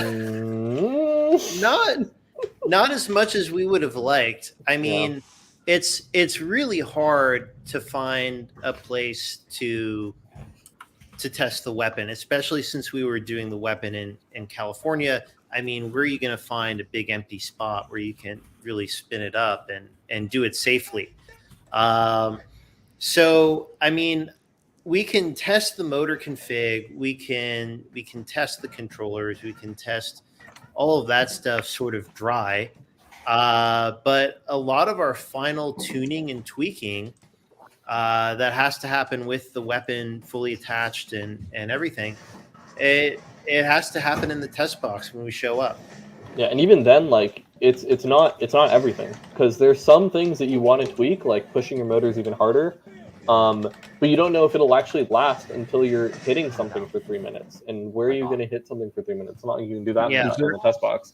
So realistically, we were there any changes that you made early on this season that, boy, we got to fix this, we're going to have a problem with it the rest of the year? Washers, yeah, bearings. So bearings. In our infinite wisdom, the washers on the side of, between the beater and the tower's aluminum. The washers were aluminum, and of course they were greased up and everything. But what we found out is that when you spin up a weapon that fast, and then you run it for a bit, and then you let it, and then you stop it, the washers like warp and they kind of melt, and then they grind together, and then you friction weld your entire weapon assembly together. Yeah, So, just in driving the bot around, just the lateral motion was enough to like stir weld our washers. It was pretty impressive, actually. We run with bronze washers there, but we're probably going to switch to aluminum bronze. A little bit stronger.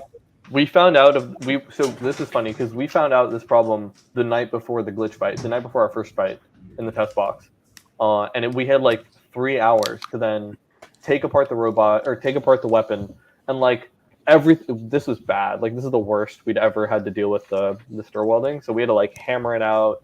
I remember Donald was over helping us because we were asking him. We were like, Donald, how do we get the shaft out? It's stuck. And like we couldn't. Is that why you needed a big wrench? Yeah. Wait. The wrench was later. The wrench is because we needed to tighten our weapon bolt. Yeah. Oh, okay. Yeah. Because we were even the impact. You guys buy one of those yet? We bought a big impact like a day or so after we started using yours, because we were like, holy shit, this is so useful. Yeah. And then we went and bought a big one. We got the big guy now. We're not messing around. But so this fight right here, we were still running the aluminum washers because we couldn't source steel ones in time. So we ran aluminum washers, and so you see me spin down after we think this fight is basically over. But then I realized if I let this spin down, it's gonna seize. So I spin it back up because I'm like, okay, just if they start moving somehow and this fight needs to continue, we cannot have this weapon spin down. So that was tough. And then of course after this match, the washers were stir welded again, and then we spent another couple hours banging it out. Yeah. And then finally got the steel washers in. But yeah. And also we broke the bearings. So we went from 4 bearings just in the weapon to 6 bearings total, 2 more in each pulley after like our first fight. And then we changed so much. We went from 4 to 6 bearings. We changed from I think our bearings had like a polyamide inner housing, and then we switched to like I don't remember what it was. The shaft is high, right? Stainless. Yeah, the shaft is titanium. And you're running the needles right on the tie. Mm-hmm. Yeah. And you never had a problem with that? Oh, we did. So I don't know if Zach's pulling something up to show it, but I was gonna try and dig a little bit, but we had galling on the shaft, and what we think is that some of the problems with our bearings breaking is because the shaft would get dented in, and then the little rollers would catch when when the weapon weight shifted, and then that would break the housing. So this time we are working on a solution for RIPtide 3 or 2.5 that makes it so that our contact patch with the shaft is not titanium; it's steel. Hey, both Sid and Zach, you guys both can share a browser tab or a screen if you have something you need to share. Okay. Yeah, I'll let you know if I can find something interesting here. Uh-oh, Reese has got his notepad and Parks has his notepad. Uh-oh. Oh man. Oh, okay. How's Okay, it Parks. going? What do you got, Battle with Parks? them there. I see you having a battle there. Were you just riding the lights? I'll share my Do you notes want at to know the what end. mine says? Mine says, I can show it, but it's going to give away some of the rest of it. Oh, no. Oh. I was Uh, writing notes to What's the share with time the mark? reads at the Are we It end. not said for an I'm- hour? it said, I'm so happy Michael Sarah could make it. Oh, That's what mine Okay. thank you. It's always That so joke nice to already. hear from my That joke fans. came and went. I know, Yeah. I know. We are over an hour, by the way. Let Great. me see. Yeah, it's time for an advertisement from our sponsors, Jack. Oh, Link's is Beef that, Jerky. Where's it? Quick Trip? You got a Quick Trip? Quick Trip. Got a Quick Trip sweatshirt? I'm hoping they're going to sponsor us next year. I'm throwing a shout out now. Oh my So gosh. it's time, right? I'm We've got hoping for Quick Jack Trip on Links. Jack Links would be So- nice too. Right in our backyard. Just to be clear, Jack Link's Beef Jerky is the best out there, and nobody can beat him Plus, Reese would look great dressed up as the Sasquatch. Oh, because I absolutely. don't have to wear anything. It's not there. It's not there. And we used to make equipment for Jack Links for their production equipment.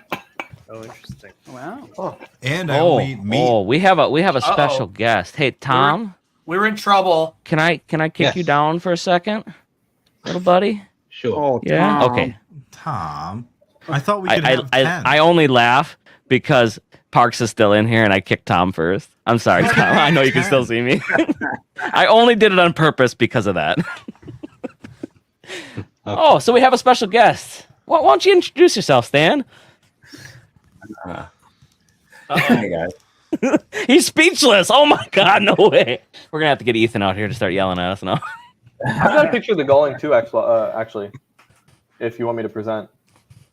Yeah, I Yeah. have a picture. Let me Yeah, grab it. just Yeah, kick you it guys in. can share screens. Jake, just watch for their screen share shares. man. Screen.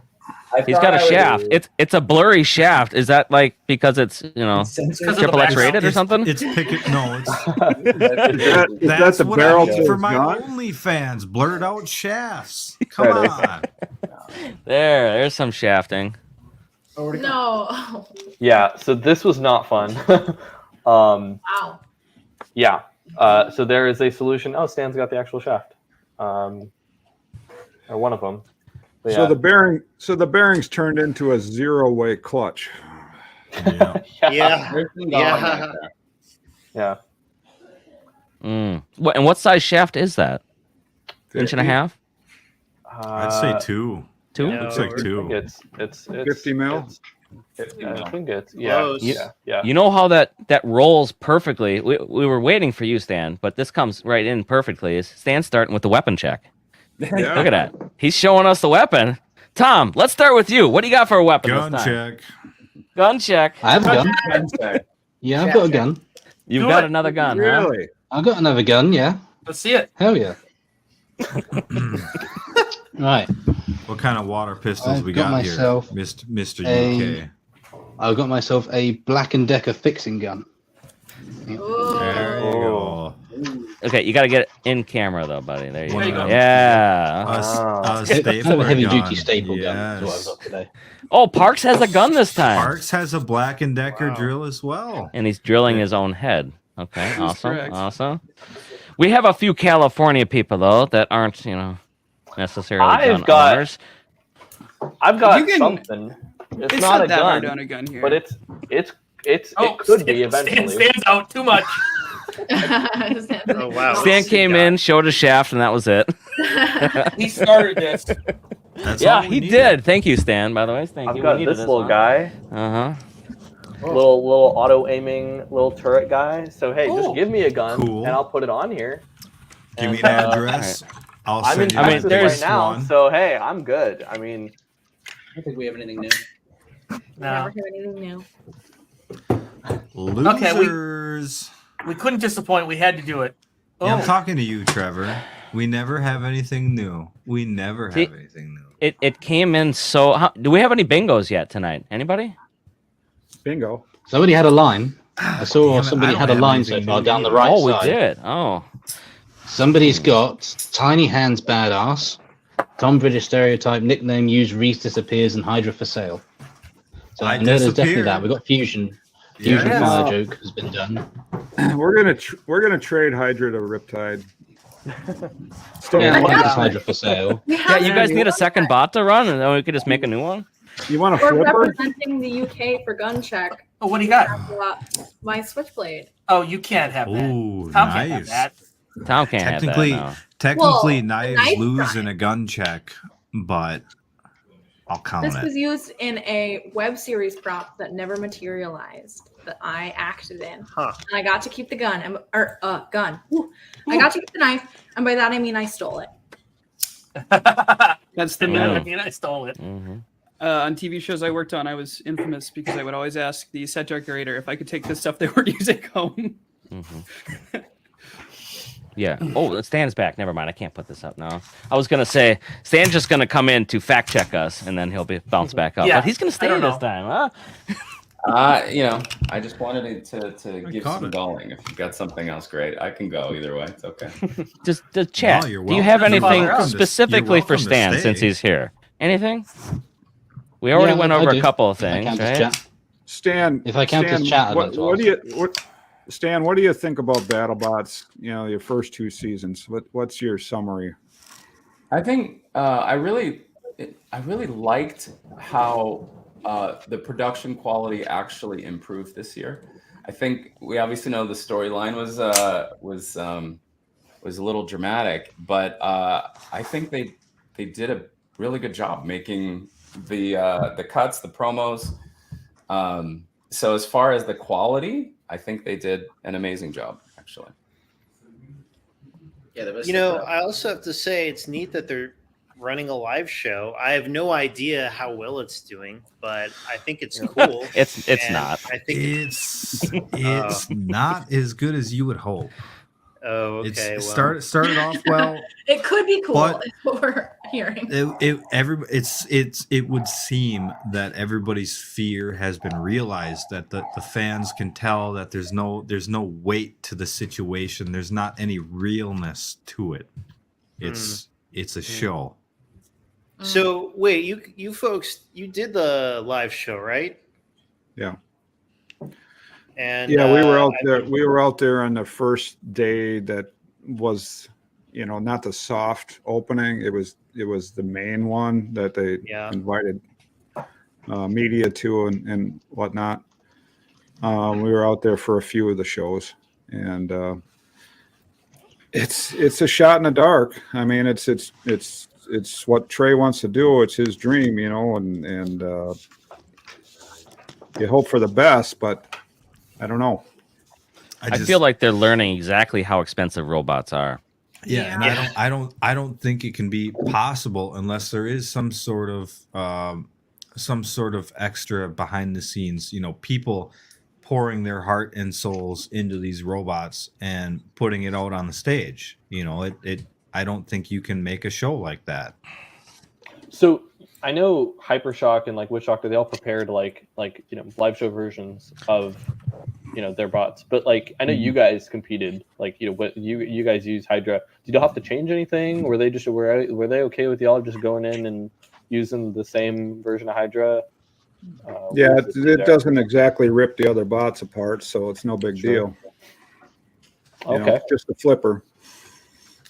Not one of those continuous flippers, Y'all have gotten enough knockouts. Come on, like we know. Well, not since the arena's been caged off. I mean, Sid, you're running the weapon. Imagine you having to fire a flipper every damn time instead of just turning the speed. I would not be able to drive it. It would be terrible. Yeah, at least in my case, I just get to flick. I have one little guy that goes from here to here, and that's in 99% of matches. That's all I have to do. But yeah. And you sacrifice so much weight, so you feature your weapon more, and then of course you can't protect your sides or back like you should with armor. So one mistake driving, it's over. So we have like a 56 something pound weapon. Your lifter arm is not that heavy, but like how much is your whole weapon system weigh? Like what's the cost? Probably 90. Yeah, there's a lot. That's why there's only very thin titanium for the most part protecting the bot. Wow. I know what we should do is make it so the flipper tongue actually rotates up vertically. That way, when we stick it into, say, egg beater spinners or whatever, if they catch on it, no big deal. Yeah, Fusion's 80 pounds as well, but the same. It's basically the opposite of Hydra. I have 3 AR pretty much wherever I need it. So very well protected for the most part. Well, your issue with Fusion is just how small it is, right? Because you can't vent that. I don't know. There could be because this year we moved the speed controllers out. They're right out of the frame. They are on top of the horizontal. They're getting wind blown at them 100%. And they're still not the correct speed controls. It's I think it has to do with maybe inertia, momentum, where the weapon just drops too low of an RPM, and I am the only guy running the bot. I have the weapons on switches. It's on or off, and we have them on timers. Interesting. So if I don't flick it off and it's down at like say 30 or 20% speed, it's trying to go 100, and it might just blow up the speed controller. Huh. So you guys have like a current limit on your weapon, and then supposedly it's supposed to, but it always spikes higher than that. So why don't you become like the cool kids and run the vest like everyone else?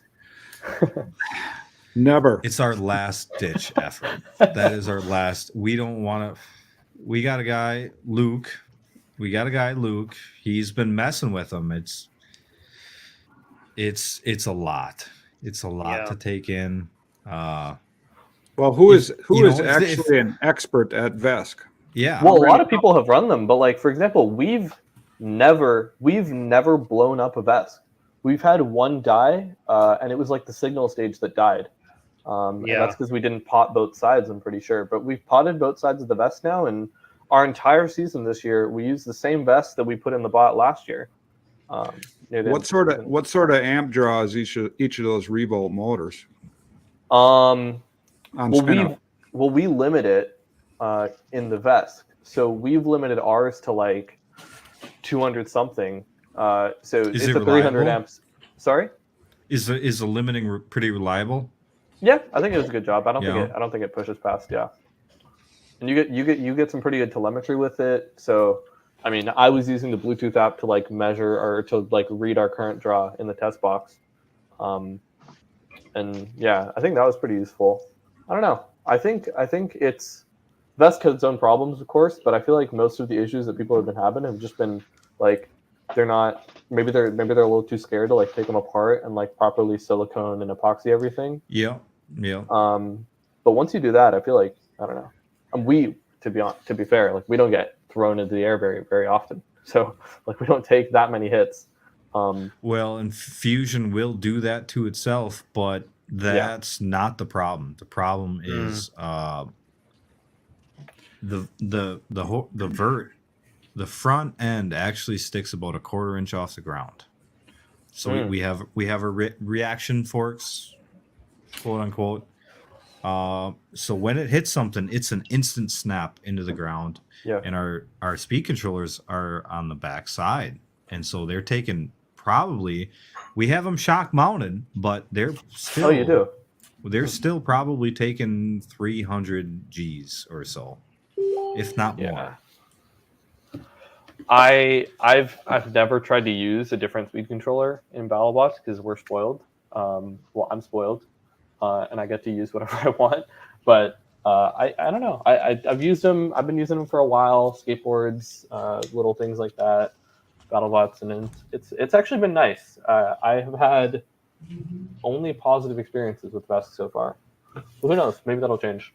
So we lost Jake here on the stream because it's storming like crazy here. Yeah, it's lightning pretty bad here too. Probably gonna lose me in a couple seconds. He had a little bit of a shaky internet connection. So somebody had mentioned the Black Dragon. That's one of the ones I haven't put on. So we can just put this in the background. This is pretty crazy fight here. Yeah, this one went about. Oh, Yeah. This one. I mean, this one went almost as well as we could have. Yeah, we were really nervous before the Black Dragon fight. I mean, Black Dragon is an amazing robot, and I mean, the team behind it. It's actually a school team. A lot of people don't know that. I don't know how many of the members are like permanent or how many, but I think it's hard for a team like that to stay cohesive and come with a consistent robot. And they pull it off. At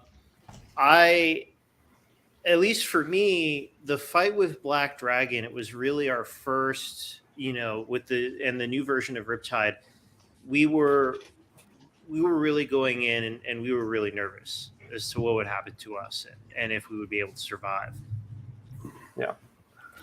I actually, on the Black Dragon point, what I heard is that their team fully rotates basically every year. So that's why you get we have new captains. Except for maybe the driver, I believe. Maybe. And that might be every couple years.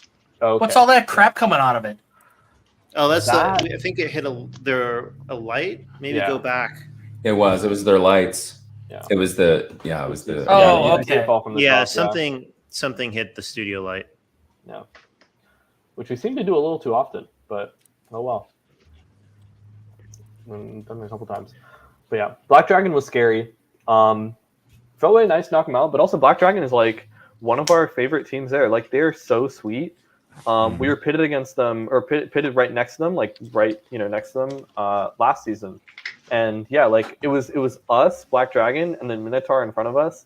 And I feel like you cannot get a funner, more fun bunch to just be pitted next to. I have videos, and I think I posted this on the RIPtide Insta a while ago, but they'd be carting each other around at 11 when no one's watching. And they'd be pretending to they'd be doing the shopping cart thing.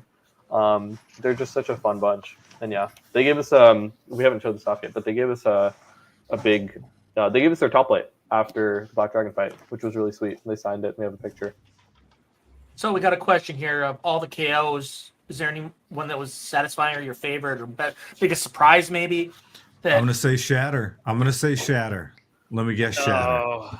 I don't know. That's so hard to say. I mean, because that's not really how we look at it. There isn't necessarily some satisfaction that comes out of it. It's we're here to compete and we're here to put on a good show. And hopefully we try to do well. Yeah, and what is this? Is this from Black Dragon top plate? Black Dragon, yeah. So this was really sweet, and we took a big picture together. Yeah. I don't know if we can show the picture because it was at the end of filming, and there might be some NDA stuff in the back. Yeah. But that's their top plate. Yeah, they're a lot wider than they look. Wow, aren't they? It's all chewed up. No, I mean that's all they have for a top plate on Black Dragon. Most people don't have armor everywhere. Yeah. It's what, quarter inch it looks like? I don't know. So I did prepare this other one. Some people have seen this already. This is a side-by-side of the Shatter fight versus the Shatter fight last year.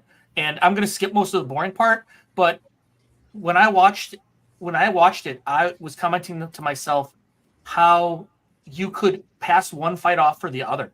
They're almost the same. Here it starts. So up on the shelf on upper left is this year, lower right is last year. And really the only difference is that you were hitting them and busting them up in 3 corners last year or this year and only 1 corner last year. So I think one of the interesting things is that last year they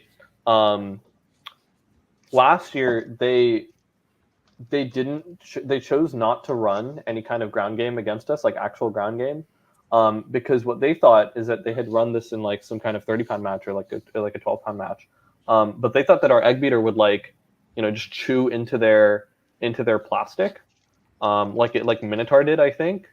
And instead, on one of the first hits, our little wedgelets kind of picked them up, and then we ripped the whole thing off.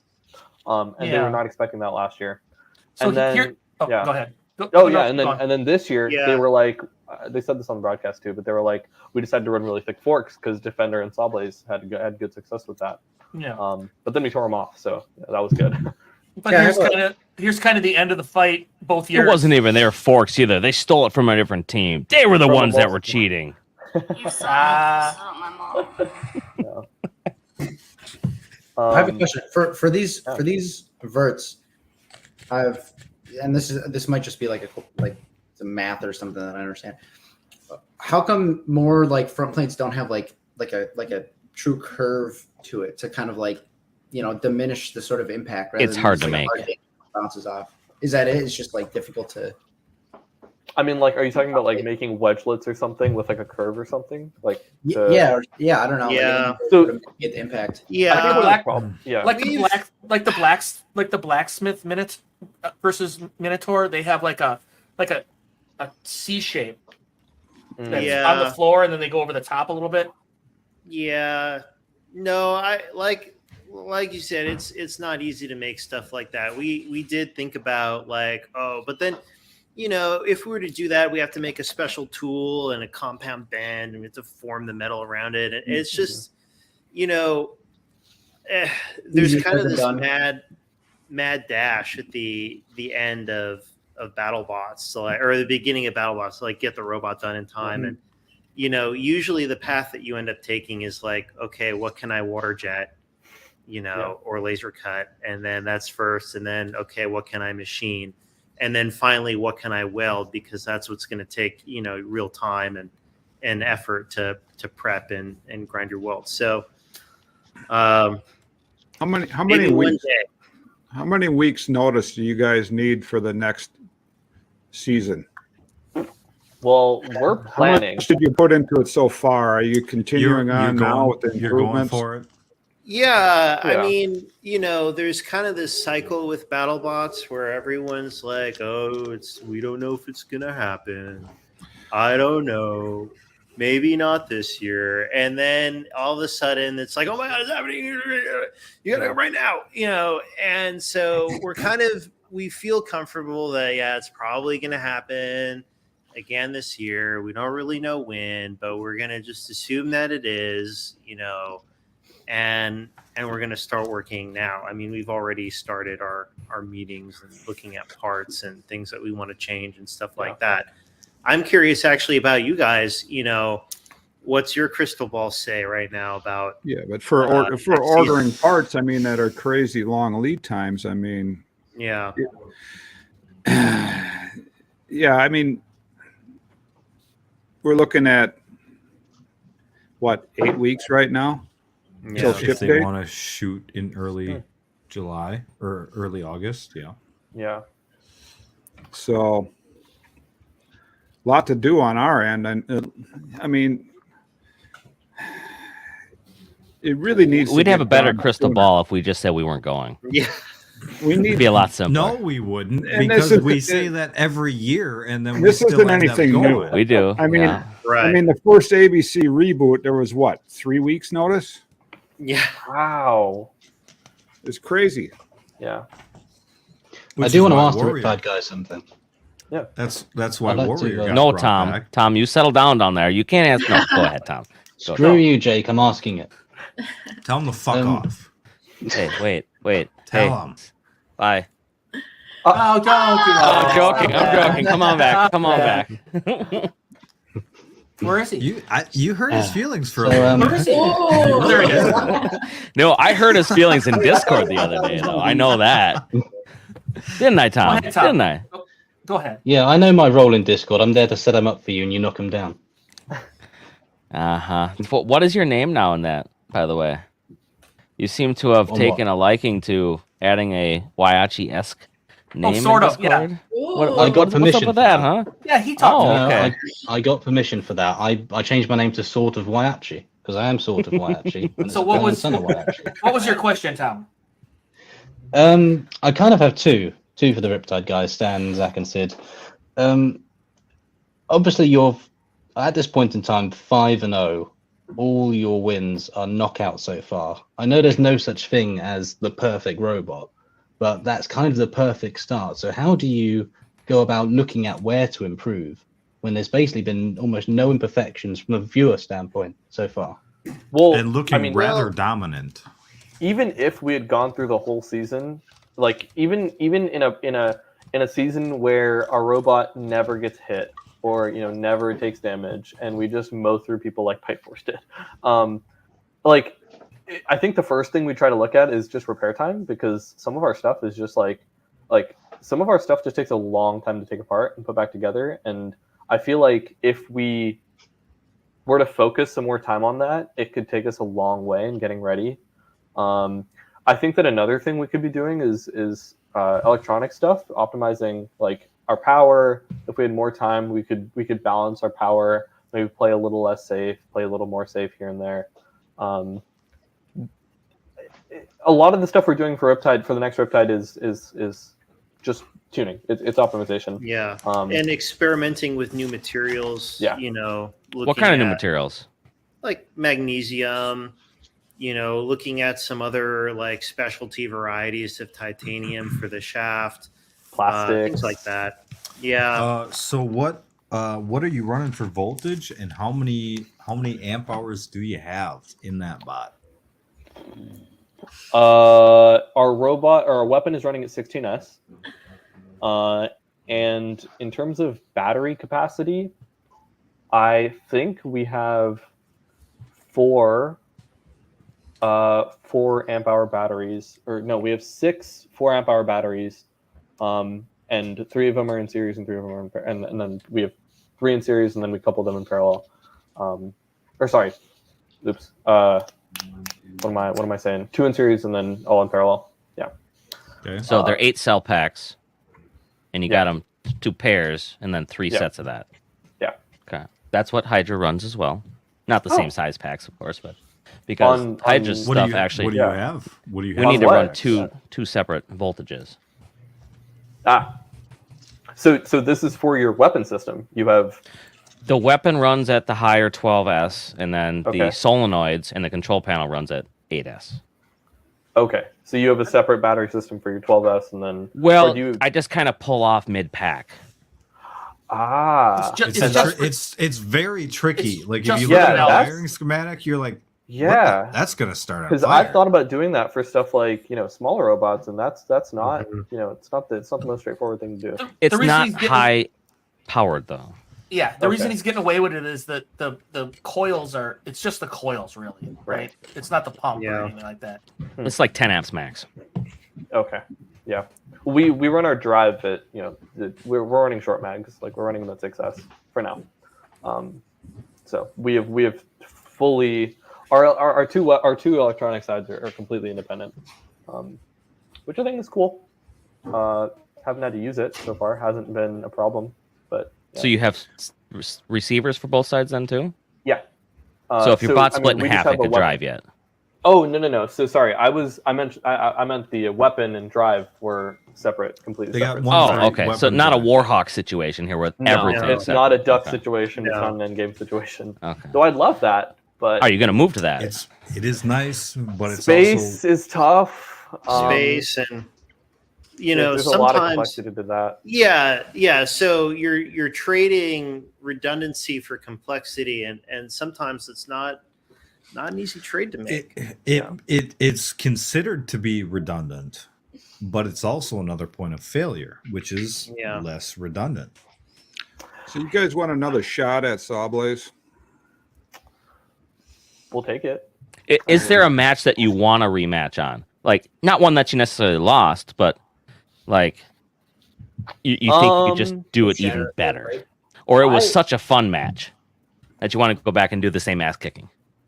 I feel like of the robots we've played so far, like this, I don't want to come off anyway. Like I feel last season, whenever. So far, I'd rather just play someone new. Like I feel like we've played. Like I want to play Sawblaze. I think that'd be really cool. But also, like, I don't know. Like I feel like we want to be at least in this stage of the competition. We want to be playing against like the S tier teams, like the top 5s. So that's what I want.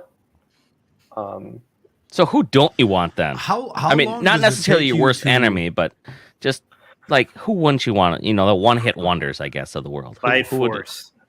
You don't want to. You want to do Bite Force? Deep Six. Nobody I think wants to Deep play Six would Deep be. Six. I don't want to play. Yeah. Tombstone. Oh, Tombstone would be interesting. I think Huge is an interesting one because our win against them in season 6 was so cheese. Like we pushed them into a wall and they got stuck. Yeah, I mean, you box rushed them, and the hit worked out perfectly for you. Yeah. I don't know. You know, there is luck in BattleBots. There's the most And prepared Paulie had it team all. needs some luck. Yeah. Well, they should really pay you and say Endgame and Bite Force. You know, all the 4-wheel drive verts that are really, really good, right? Have them come back, do a pay-per-view event where you guys just do your own fights here. Yeah. Okay. I want a cut of this since I said it first. Trey.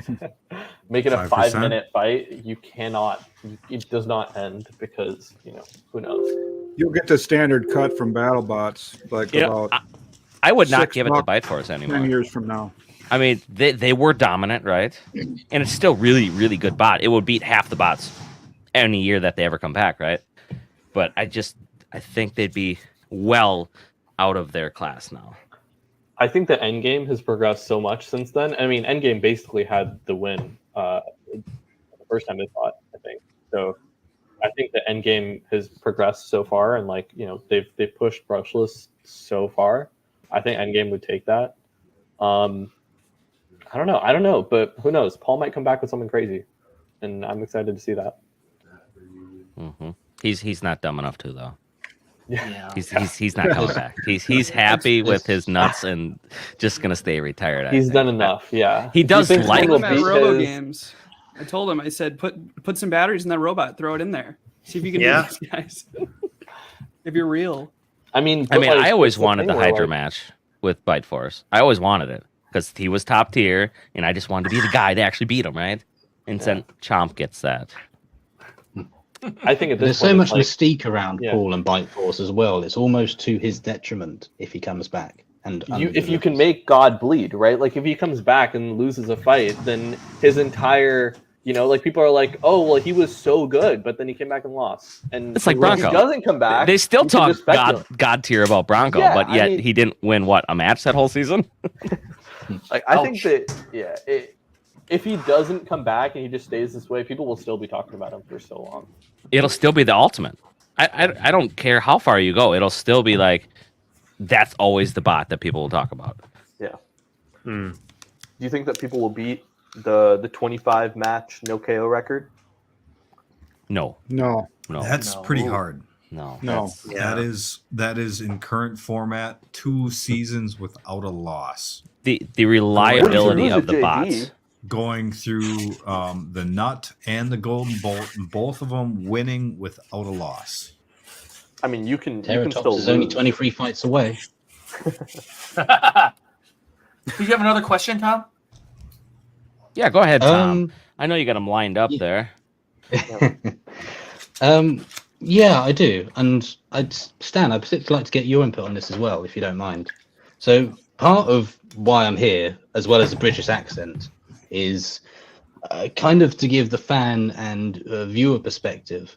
So I do kind of want to know, are you happy and do you think it's fair how the show has presented you guys? And are you guys happy with being positioned in a villain role? Because right now I see this week's Fight of the Week, the caption for it is, "Did RIPtide cheat?" in giant letters. Mm-hmm. Do you believe instead of RIPtide kick Shatter's ass, which should be the title. Instead of Core Viper versus Mad Catter. I can start it. I mean, so far, they haven't until this fight. I think it was fairly representative what they had said. What they'd done. Like we're like a new team. We're doing really well, and we're confident. And I think that of course the producers are pushing Ethan a little bit past every time when he interviews to say the next cool thing, to just say we're gonna win, or we're gonna rip them apart, or something like that. I think that this thing was was different for us because it was just completely like they withheld information that they knew in order to be able to get the thing that did RIPtide cheat headline. Because if we had cheated, right, they would have showed that and they would have said these guys cheated, and they could have just played the footage of us like adding whatever or removing whatever or doing whatever or saying that we broke the tip speed or weight limit. Right. And if we didn't cheat and they wanted to show the actual truth, they could have just showed the full footage or told them or like said on air what we told production and what production told chatter that we were doing. And like anyone can look through their like the backstage footage and find out that, oh yeah, they took a hammer, they put it this way, they taped it on, and then they took it back off when it got bad. But like during this time, do you guys get kind of a sense as to what storyline they're kind of pushing you towards? It's hard because there's a bunch of things that they collect throughout the event, not just like from our team, but from other teams. And it's really hard to gauge what it is they're going to like focus in on and like what's going to like fester the on-air drama. Yeah. But it's TV, right? They want there to be heroes. They want there to be a villain. And maybe next year we'll have Tombstone back and they'll have their old villain back and everything will be fine. They'll have the new villain versus the old villain fight during our regular season for sure. No, I'm not giving you the villain title. Then we won't have that fight. I don't think you need to give it to us, Jake. I feel like no. This has to be passed down. This is official. You can't just claim this title. I don't care how many people hate you. I don't care. All right. Well, when you're ready to hand it over, I think that we have done enough. Jake was hated for something he did. Yeah. See, that's the difference here. Yeah. Not allegedly did. He actually did the thing. Oh, nobody remembers that bike rack yet. No. What is this? I know this is a really old chat. You're bringing it back up. Really old, yeah. This is right on par with this. It's like they're always looking for the shot that they're trying to get, right? And in what season was that, Dad, with you and Ghost Raptor? And they asked you the same question like 15 different ways to get you the soundbite that they were really looking for, or you were saying, "Oh, I'm gonna come back and I'm just gonna kick his ass," right? Yeah. That's all the soundbite they wanted. Yeah. So yes, now, there is on there is hand, some feeding questions. Wonder. Definitely unscripted. They asked me for a second time. I said, no, that's the best I can do it. So take it and blur it out if you want, beep it out, whatever. That's the best I can do it. Right. They're not putting words in your mouth, but they're definitely looking for your real, I guess, reaction to certain things. Want. Yeah. They'll keep asking you questions until they get what they want. Because they have a story. They have a story writer, behind the scenes, and they're kind of trying to follow a certain thing. So when they come up, they know what questions they want to ask to follow the story that they're trying to get to. One of the funny things, actually, is like people are always like, "Oh, like you know these controversies are going to happen. Why don't you like prepare for them and like say?" It's because we don't know. Like we just like. We didn't know the Mad Cat, so people were upset about the post-match interview with Ethan and Martin Mason. Ethan and Martin Mason are cool, like, and people were like, oh, like this is so upsetting to me, like he's such a great like person and like and he is, but like they were like, oh, you disrespected him, and it was like, I mean, I don't know what to tell you guys. Like we can like there's nothing for us to say because that wasn't a controversy. And then the next thing, what immediately after was Captain Shredderator, and like the only thing we had heard during that time, in filming was like Brian, like the Shredderator team was a little upset, but we didn't hear all that much. And the big indication that they were not entirely happy with it was that they posted on Reddit at some point about us, and it was not happy. And then. We didn't know it was going to be a problem until the episode came out, and they were like, yeah, like they hit him so many extra times, and then they like played they like paused the fight to like inject the soundbite of like Shred's team saying, oh, hey, no, and yeah, like that, we weren't expecting that. So I woke up to a bunch of messages there going, "Oh my god, what's going on here?" And then this fight did not. I did not expect this because we were expecting them to go, "Yeah, there's some tip feed allegations. There are some allegations." I forgot about the hammer thing, to be honest, because it wasn't like a thing, and we did not expect it to be showed like that. Hey, just so I can Chuck and Ghost Ready, aim. We're just ready, aim. We're just gonna light. Oh, I can't hear it. Did it play? Ready. It played, yeah. A little Keep not going back far enough. So we have a few people talking about money, right? I mean, we're not making money at bots, but Space Reptile thinks that we're gaining fun. Is it actually fun, would you say? Who are you Well, asking? you know, Like the group in general. I mean, do you have fun while you're actually at bots? I mean, hopefully that's kind of why we're doing it. I Yeah. mean, it's some like, you know, masochistic problem that we have. Oh yeah, give me BattleBots. I need that pain. The trick of it is you have to make the best of it.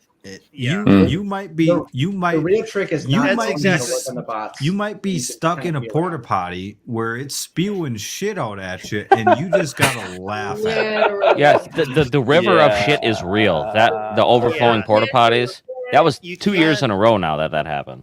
You can't take yourself too It seriously. spewed. It exploded with pressure upwards, landing on. Tiny Hands was in the other toilet pressurizing him. Yeah, I was. Pretty tight seal. It like spewed human waste on Zach from Scorpios, and he was like, I have to leave. He had to go back and change. This man had to Shower. walk to the That would be hotel so covered in horrible. waste. And this is what's so funny about like the comments on Reddit that are like, BattleBots is the most elite robot combat event. Yeah. They're gonna have skills that are perfectly calibrated. They can't even have Yeah. toilets that don't spew waste on the participants. Like, no, that's not what we're. They almost poisoned us the first year I went with the Raw Oh, chicken. it was Mhm. the food was bad. I mean, Parks, you can get on this too. Are you good to your people that you got to work with? What do Is you mean? production taken care of better? It's nice to I mean, but I It guess the people you depends. are working with are actually getting paid to he's be there, so that's production. different. For the first 4 years of BattleBots, production had their own food court in They the still back. do. They do. Yeah, We they're only getting, do separate food. If they're it's getting like, omelets every day, whereas then we they're get treating you guys the, like the extras pre-made because stuff. Everyone on production has their own food trucks, their own food, and the only people who get the bad food are the extras. So you guys are being treated but like extras. the extras get paid to be there. Well, so we're not even literally- extras. We're treated like We props. literally are extras on this show. Yeah, throw us in a closet. We're just a prop. That's all we are. Well, they They're call very extras moving contracted props. to not call it talent. They're very clear in contracting that we are not employees. It's basically We're not talent. No. Yes, Oh. they are Not specifically as claimed to far not be as the talent. money and the contracts go. So are we participants because it's like a game show? I don't know. It can't. It's not allowed to be a game show. There's Oh, laws yeah. governing game shows that require fairness. That Wouldn't that be crazy? no, seriously, like they'd have a huge. Talk about They'd have a huge Yeah. problem with some of their practices if they were considered a game show. They Right. can't- Wait, you're saying they're BattleBots not- isn't they're fair? not a sport. We can't bet. There's not enough like oversight into the judging. There's not enough oversight into the rules. Yeah. Dad and I looked at it after one of the years that we were particularly bitter, and they can't be a game show. I remember They can't be a game show. They can't be a. I guess the closest fit would probably be reality show, but I Yeah. don't know how aligned with that the participants are in a reality show. I don't know what. I the remember contract looking is through like the for them. NDA and I was like, it doesn't say builder anywhere. It Right. says talent or crew. And technically, the builders are Right. Neither. They make us sign a contract acknowledging we are neither of those. Yeah, we're not even extras. So in theory, you can make an argument that you could say whatever you wanted because you're never mentioned in the. Yeah, I'm sure that'd go really well. My tinfoil hat then is that, part of the reason why they moved to Las Vegas is to get away from the Hollywood locals and SAG-AFTRA. And I'm sure. Probably. Well, I know Probably. that in particular, one of the I wouldn't big even say tinfoil hat. I'd say that's pretty that's solid true. rock there. But one of the big situations one of the years was the bathrooms. And I remember there was a bunch of women in the BattleBots group being like, no, we need separate bathrooms. And technically, we also looked this up, by California law, if it's a single stall bathroom, it can't be gendered. They're all gender neutral. What? They're all gender neutral, right? Yeah, the single stall bathrooms have to be gender neutral, and there were women in the BattleBots group who would be, by other terms, very woke, essentially, being like, men are disgusting, actually, and we need separate bathrooms. I was like, and yet I went into the women's that year, and it was nastier. It's than awful. The men's. I can comment, but we did the math on this too, and we calculated sort of the percentage of men versus women in the BattleBots groups, and discussions on that can be had, whatever. But the number of women using the number of bathrooms was like 50 women to about 5 bathrooms every day. And the number of men using the same number of bathrooms was about 500 for 5 bathrooms. So of course they're grosser.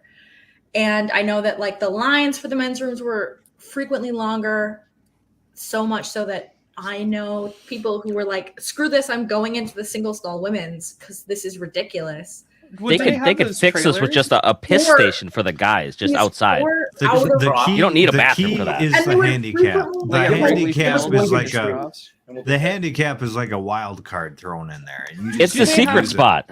It's the guys who trailers or bathrooms, like a casual sit down. That's where like the custodians go. They always sneak away. That's where I go. Half the people. Let me tell you this: half the people at BattleBots don't even know about the handicap bathroom. Well, they do now. Yeah, they What I don't understand, figured it out. Yeah. For the 50 women across the 5 women's restrooms, how it's And they don't know the good pit space next to the bathrooms. Well, next to the COVID smoking area. Yeah, next to the the testing It's area. almost more worth it to just walk back to the hotel sometimes. It's definitely cleaner. It's definitely cleaner. And there was days that it was shut down because for some reason somebody decided to throw full water bottles down. It just happens to be the exact right size to get into the hole. There's some right. There's some, and it wasn't just one time either. Don't look at us like that. We know it was you. You're gassing us out. That's the real controversy. Hey, is this water bottle gonna fit out of my ass? I think Sid's like, you don't know the entertainment value of throwing water down the toilet. Listen, I got to get whatever competitive advantage I can get. Like, wasn't it's like a lot of if all of y'all if y'all can't go to the bathroom before the fight, this is better for me. Can't believe this stream immediately turned into toilet humor in 30 seconds. It's not even toilet humor. There's no joke. Dick. It's just we're 2 hours. We're 2 hours being in. at Battle We Lot. have no commercial yet. Are we doing a commercial or not? Do you have a commercial? We don't have to. We I don't know where have it to. is. I'd love to. I gotta find it. Okay, keep going. I'll find it. Well, let's talk about somebody stealing all the power from everybody because there was too cold in the pit. You want to talk about this? Oh my god! Listen, we're a very innovative team. All right, like SoCal. if you see a problem, our team members are there to fix it. I respect it. Yeah. So I mean, well, first we were like, we tried to use the gas heaters in our pit, and they were like, "Yeah, you can't do that." And we were like, "Okay, oops." And then we put them, and then I don't know. I think we put them back or we returned them, and then we got electric heaters for the last something days, and those were very nice. So I mean, I would fully recommend it. I just wasn't expecting it to get that cold. I didn't even bring a jacket. Yeah, let's be clear. I remember that AC unit in the corner was the only one that was on. Yeah, they kept our AC on for 3 days after it didn't get above 60 degrees in the. And did you know they could switch it to heat? They didn't figure that out until later. It took them 3 days to turn the heat on. We went up to production all 3 days. We're like, hey, you probably don't need the AC on today. Can you turn that off? Oh yeah, we'll get somebody on that. 3 days. It was genuinely to find the colder guy. inside than it It was was outside. unbearable. It was Yeah, unbearable. it was bad. It was But so you know- cold. You'd go outside and stand in the sun and be like, why is it warmer out here? Yeah. In the It's at sandstorm. 60 degrees. You'd literally walk out at like 11. You walk out when the pits closed, and you'd be like, "Wow, I can take off my jacket? No way." What Yeah. Old great Vegas. temperature. Every time we go there, it's horrible weather all the time. It was It also snowing the last time we rained. were there. Raining, It rained when we were there. snowing. Yeah. Wow. What is too cold? Inside Dude, is very different. Cold for me- outside, that's a whole nother animal.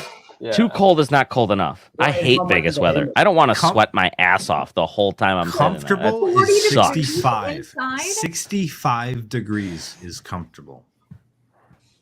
It was AC Cold's when the blowing out. radiator freezes over. here. Ooh. We're playing the same ad. Yeah, That's all- Reese, you got to that's make a all we new got. ad if you're gonna That's have all an we ad got. on here. This is Okay, old That's all we hat. got. It's still funny. Okay, this show is probably sponsored by Reese's merch shop. Good evening, bot fans. Reese Ewart here. I've been browsing through my Fusion merchandise store, and I noticed you have not bought anything. What? These nuts. Is the Fusion bikini not good enough for you? Does it not add enough lift in your bosom? Are you telling me that this bikini doesn't look good? Because I got news for you. It's soft, it's comfortable, and it adds 2 cup sizes.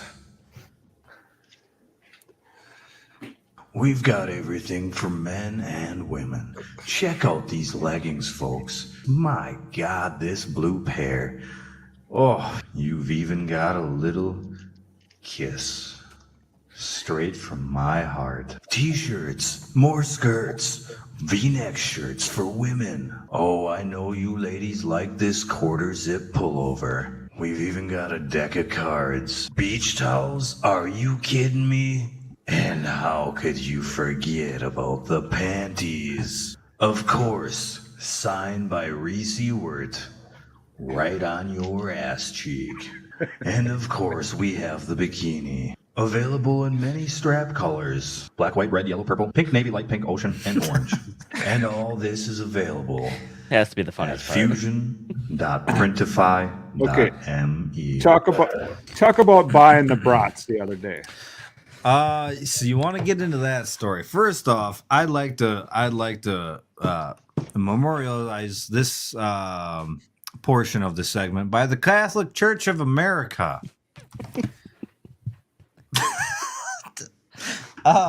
So we have a lot of viewers on this show. One of them, 135 actually right now.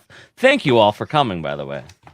one of them has turned out to be my priest. Do you regret anything? Well, let me tell you. Let me tell the story. It's Cinco de Mayo in Wisconsin here, and we got some good Mexican shops, right? There's 2 good stores within about 10 minutes of our shop here. They're really, really good. So I was telling our secretary, hey, we should get some Mexican. I'll buy some tacos for the whole group here. We'll get some tacos up here. Well, then Friday came along, Cinco de Mayo, and she's like, oh, there's this brat fry going on. If y'all don't know what a brat fry is, it's where they set up this shop on a corner of a highway and they sell brats. And it's kind of seems like a Wisconsin thing. You don't really see it It's a anywhere Wisconsin thing. And so they had this brat fry going. She's like, well, let's just do the brat fry instead of tacos. And I forgot to call them the previous day anyway, so it would be really hard to get the tacos. I'm like, all right, we'll get the tacos or the brat fry. So I went up there and it's raining. It's raining, men. Hallelujah. I get out of my car and I see my priest standing up there by the brat fry. And I said, well, hello, Father. How you doing? It's like, oh, good. And, Go up there. I order 18 brats. It was like $70 for the whole group.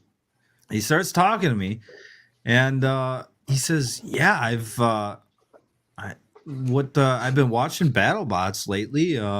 What are some rule changes you have problems with?" And he asked me about the new rule change about the cat walking and being able to hit an opponent, or if it should just be like called done at that point. The cat walking? Crab What the hell's cat walking? Crab walking. I'm sorry, I got cats on the brain. Cat brain. A lot of cat milk here. Understandable. That's one for bingo. Cat scratch fever. Cat milk talk. So we were sitting there talking, and then all of a sudden he says, "Yeah, I've been watching your live stream too."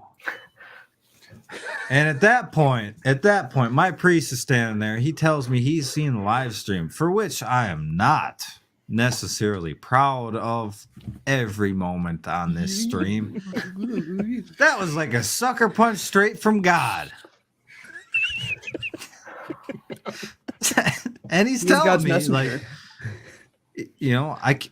then he says, "Yeah, I can't hack it for 3.5 hours." I'm like, "Really?" So the problem's the length, not what I'm saying on there. Content. And then I'm like, Coming from a guy that does sermons for a living.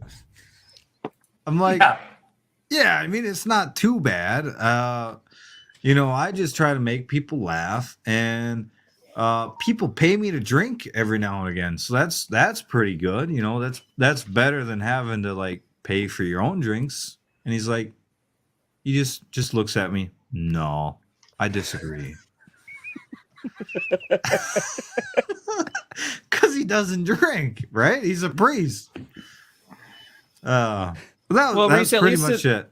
This is going to save you some time on your next confessional, because he's seeing. You already know. Yeah. You got anything to confess right now? Got any exes that came knocking by your door last week? I had a joke loaded up, but I cannot say it. I cannot say it. Reese holding back. That should be on the bingo card. Yeah. Well, you just mentioned his ex. That's another one to go. 6 bells in the morning. He's got to get up and fix that boat for sale. Yeah. In other news, on the Reese team here, I got a tattoo. Yes. Let's see these tattoos.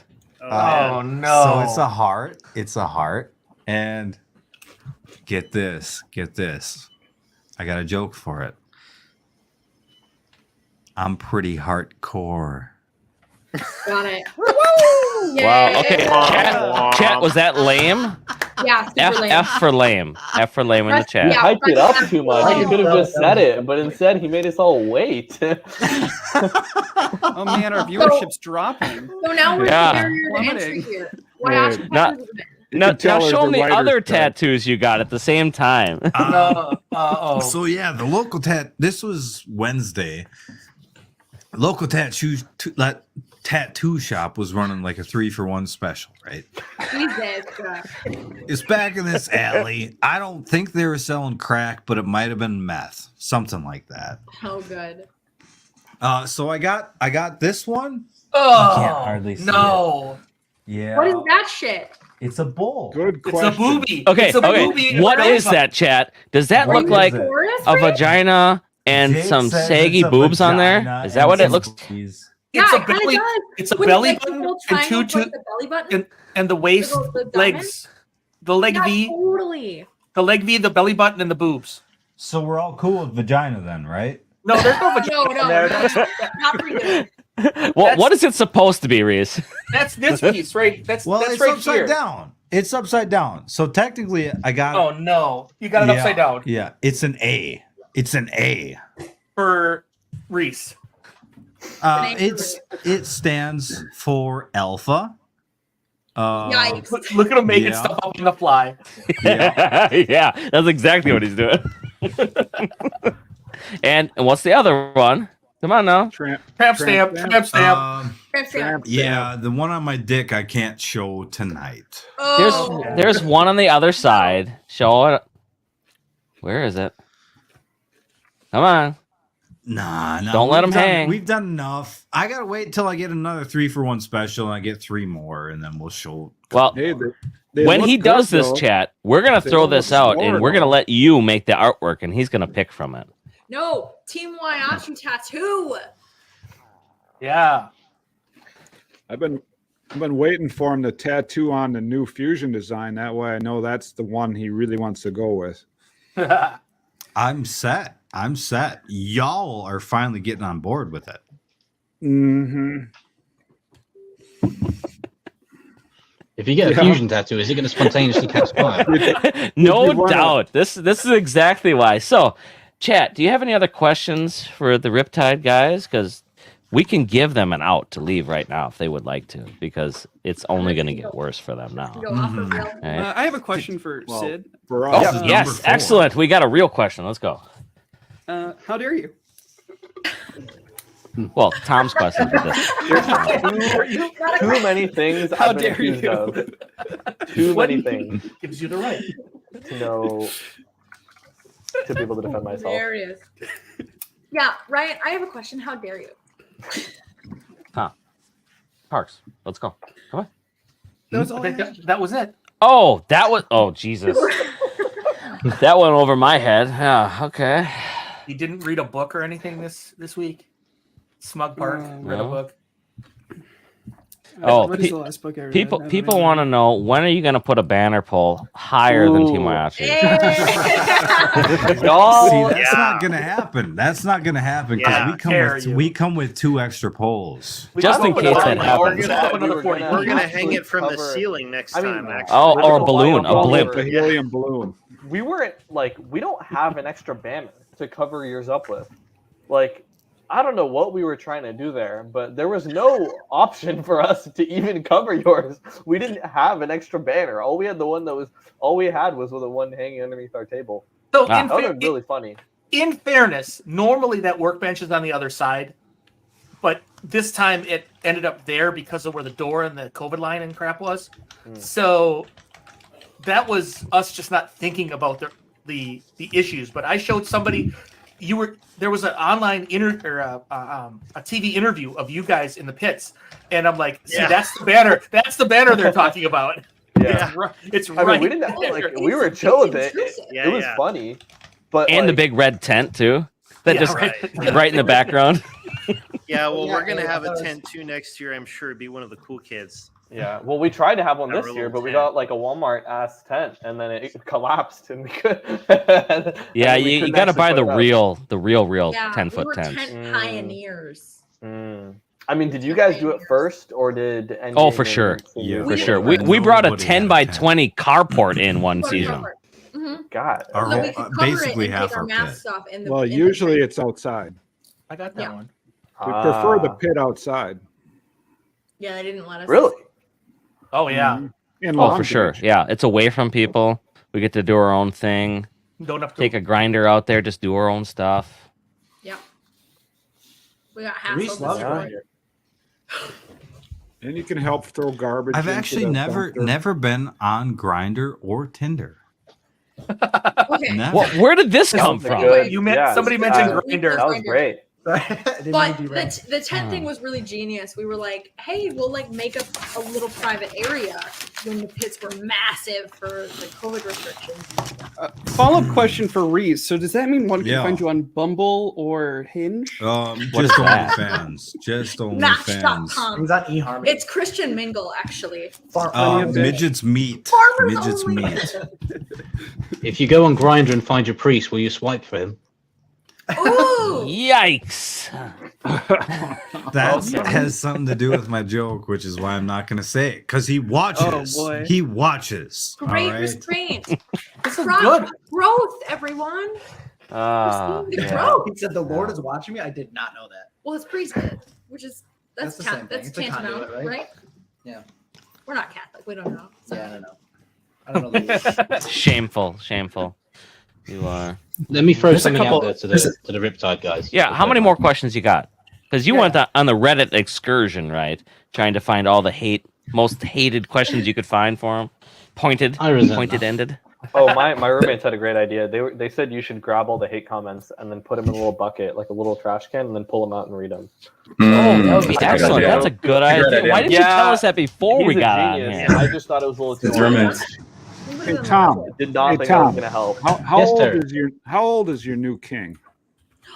How old is my new king? He's 74. Really? He's old as fuck.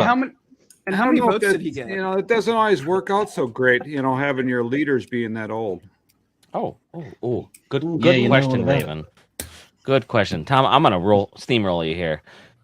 Thanks. That is a good question. Do you guys care about the Reddit hate? So, realistically, I mean, out of everyone on our team, I'm the only one that's like, I'm the layer between our team and the online world for the most part. So I'll read through it, and sometimes, like people will say things that are really rude, and I'll be like, "Wow, that's sad." And sometimes it'll make me sad, but for the most part, it's just like, okay, well, people. I mean, if they don't know what happened, then they can't. There's nothing for me to get upset about because it's like we're simulating our own little world over there in Reddit. Oh yeah, this is our carport that we had the one year. We encapsulated the whole TV.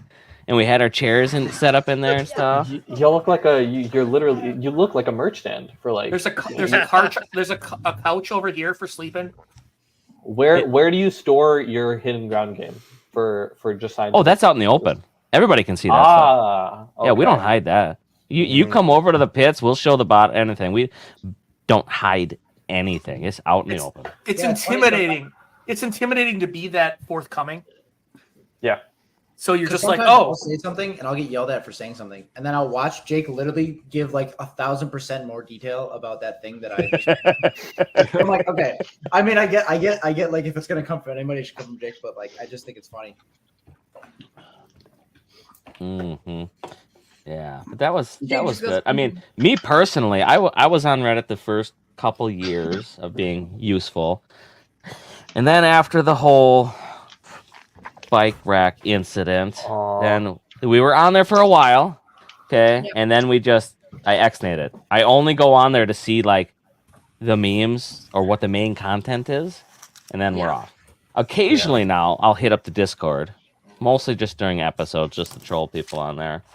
But otherwise, that's why we're here now.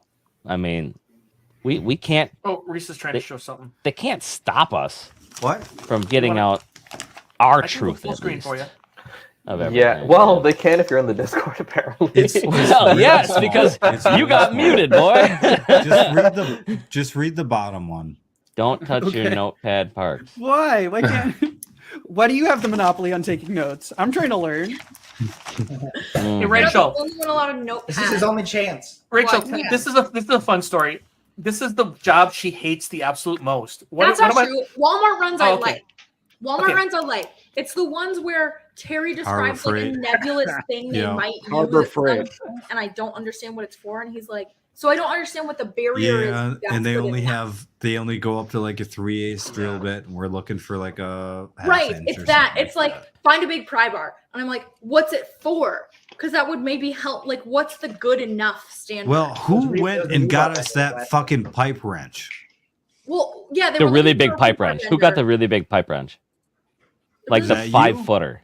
We got the big, like, massive pry bar that they like fucking wrenched on stuff with. But originally, that was like a rebar bender. I think I ended up going back out. It was for like this purpose of bending's big thing, where they needed like a little nubbin, and I didn't know what they needed it for, so we were looking for this item. We went like 4 where something else would have been good enough, and that was really challenging. Like going to Walmart for like White Monster and like snacks and lunch meat because everybody's on keto. Like that stuff is easy because I go and I know what I'm looking for because I understand what lunch meat is. It's when like some random tool they're not going to use for what the tool is intended that I can't help with. Yeah, Rachel, I need that tool or I don't know what's good enough. Rachel, get me a 6-foot metal bar.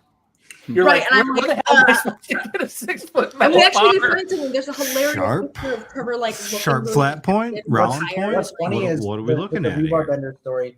there was one of the things that Terry got when we went back out with Terry and Dick was literally, I was like, is this gonna work? Would this work? Would this be good enough? And it was like one of the first things that you grabbed, Terry, and then I think you also grabbed the big wrench and like a couple other things. And I was like, man, I wish it was just as easy. It's like a kid in a candy shop. Yeah, Terry just goes, what he wants. You knows never have enough tools. You And he never sends have me enough out, and tools. I'm calling him like 6 times, like, is this gonna work? I'm sending him pictures, and he's like, no, not that. And I'm like, Tiny hands. I got a question. What's the deal with your shirt? Are you trying to advertise that you're a sinner, or what the hell's going on? I thought it would be appropriate. My priest is gonna be pissed. Well, guys, Reese, we're are we all not sinners. all sinners and She's seek just trying to fit in forgiveness? with RIPtide. That's correct. He's also got the one, That's correct. the B word one, right? I have a necklace that looks like one of those like very popular styles of necklaces where it says your own name and like a nice script, and it just says bitch. And that's actually pretty funny. I actually accidentally wore it to our engagement photos, and our photographer was like, I'm "Did sorry, you mean Father to wear Tim. that?" I think the funniest thing is that I got it for her as a gift. Yeah. And she tells people that, and like they're like, "Is everything okay?" Yeah. we've been in bars where like I'll say something sort of like prodding, like to poke fun, and he'll be like, "Bitch," and like men who are kind of listening in will just be like, and wait for my reaction, and I'll be like, "Bitch!" And, wow, that shirt "Oh, is not a shirt. That's like it's not a shirt. It's Yes, basically a bra. I see not. that now. It's a shirt. It's half a shirt at least. It's a shirt. half a shirt. It's got sleeves at least. It's got sleeves. Hey, It's like 3/4 of I'll a take shirt. it. I'll take it because I'm used to being half a star, so I'm good with her having half a shirt. Generous. No, why would I need to try vegan dumplings when real dumplings exist? Oh, what is that? Oh, I don't want that. Yeah. My roommate's vegan, and sometimes the vegan stuff does taste a little better, I will say. Well, but Listen, my opinion on this is that unless you have some sort of like grand moral thing that you've got going on, like the vegan cheese, when people are like, "Oh, it's basically the same," I'm like, it isn't, or it would just be cheese. Like that's. Yeah, just don't lie to me. Just be like, listen, I'm just a vegan. Yeah, that's my other thing too. Is that like vegan options exist? We have somebody but we don't saying need to tube top. imitate. And somebody not saying tube top. It's not a tube top. It's got sleeves. It's not a tube. Crop top. Crop top. See, look at Sid, Zach, Stan. They're pretty much over this conversation already. Look at them. There is We might have lost them a little bit. that I see into controversy. I mean, so The anyway, word back comes to out of my mouth here. RIPtide cheating every Okay. fight. Oh That's better. Yeah, that's better. I like that. Yeah, so Sid, when did you, and Zach, you can answer this too, when did you guys decide, oh, we can't win fair, we might as well start Right before the bathrooms blew up. I see cause and effect. Yeah. Wait, you did that? You was did that out to of put anger. put everybody Out of off on anger. that instead of on you. I Exactly. see. Exactly. Smart. See, the first year you went, you kicked ass, and then in the off season you're like, oh, how can We're we not kick gonna ass win better? anymore. Like, Yeah, so we're gonna have to cheat. Yeah. Yeah, but almost So we've all seen of the 5 matches fights from are you against guys. Shatter. Oh, you know what? It's not even cheat, Dick. Tinfoil hat time, Parks. Uh-oh. Let's start a rumor about ourselves that we are cheating to get more airtime. That would work if the whole That's playing 4D chess right there. But that Is way, it- you and players us can could take this compete whole for time. who's the better, Would for who's the biggest villain on a given Would you season. guys say Exactly. RIPtide has like a third of your wins is over Shatter? It's 2 out of like At least 2 of them. 2 out of I don't know 8. 13, I think. Oh, is that what it is? Not many. Oh no, it's yeah. I have all your fights from. We're counting last year, right? 1, 2, 3, 4, 5. Oh, if you're including got the it. ones that weren't aired too, I And see then- what No. he's doing. No, I'm not. Bloodsport, No, I'm not counting those. Bloodspot, and then Okay, Tom. I'm sorry. 13, I did 5, and 8. steamroll Two- you. two It's to been win. about 7 minutes since you've been on air, so this is your chance. Ask your question. Tom, how many priests Or you got multiple over there? questions. You got a lot Yeah. of priests in Britain? This year it's 5 fights, right? I think it's 11 total. It's I think 5 11 fights wins. So far. Okay, 5 fights. RIPtide huge last year. Defender RIPtide last year. RIPtide Duck last year. We lost Defender. RIPtide Shatter last year. Oh, we're talking about only wins? Because I thought we were talking. No, keep going. Keep going. RIPtide Shatter last year. RIPtide Uppercut last year. Sawblaze RIPtide. RIPtide Jackpot. RIPtide Bloodsport. It's 13. You've had 13 fights so far, and 2 of them were fights so far. Yeah, 2 of them were 2 of Shatter. them were not aired. 2 of them were not aired actually. Oh, weren't they? Well, they were the Bloodsport and Jackpot. And Jackpot. And we they were just quick covered ones. Those were the great Vengeance and fights. Vegas. Those were the those were really fun actually. Those were Amazing the fights. grudge matches. Oh. Yeah. But you didn't like go on a tirade about your fights not being shown. They showed them enough. I think they showed them, and it was. I wish they'd had like the actual commentary over it, because I don't know. I think Chris and Kenny did commentate them. Yeah, I think they do. Don't They like do- spend they the do time to every like fight. produce the. Yeah, they did. Last Well, thank you for last year checking there the, was like- something, or was it this year? There was fights when Chris wasn't there. Was that last year? Really? Yeah, there was and like one- actually, There was. It's some NFL Yeah. commitments. yeah. I think there was a couple. And I think Bot Whisperer stepped in for him a couple of fights. Did you guys bury the pickaxe with Team Shatter yet? I saw that.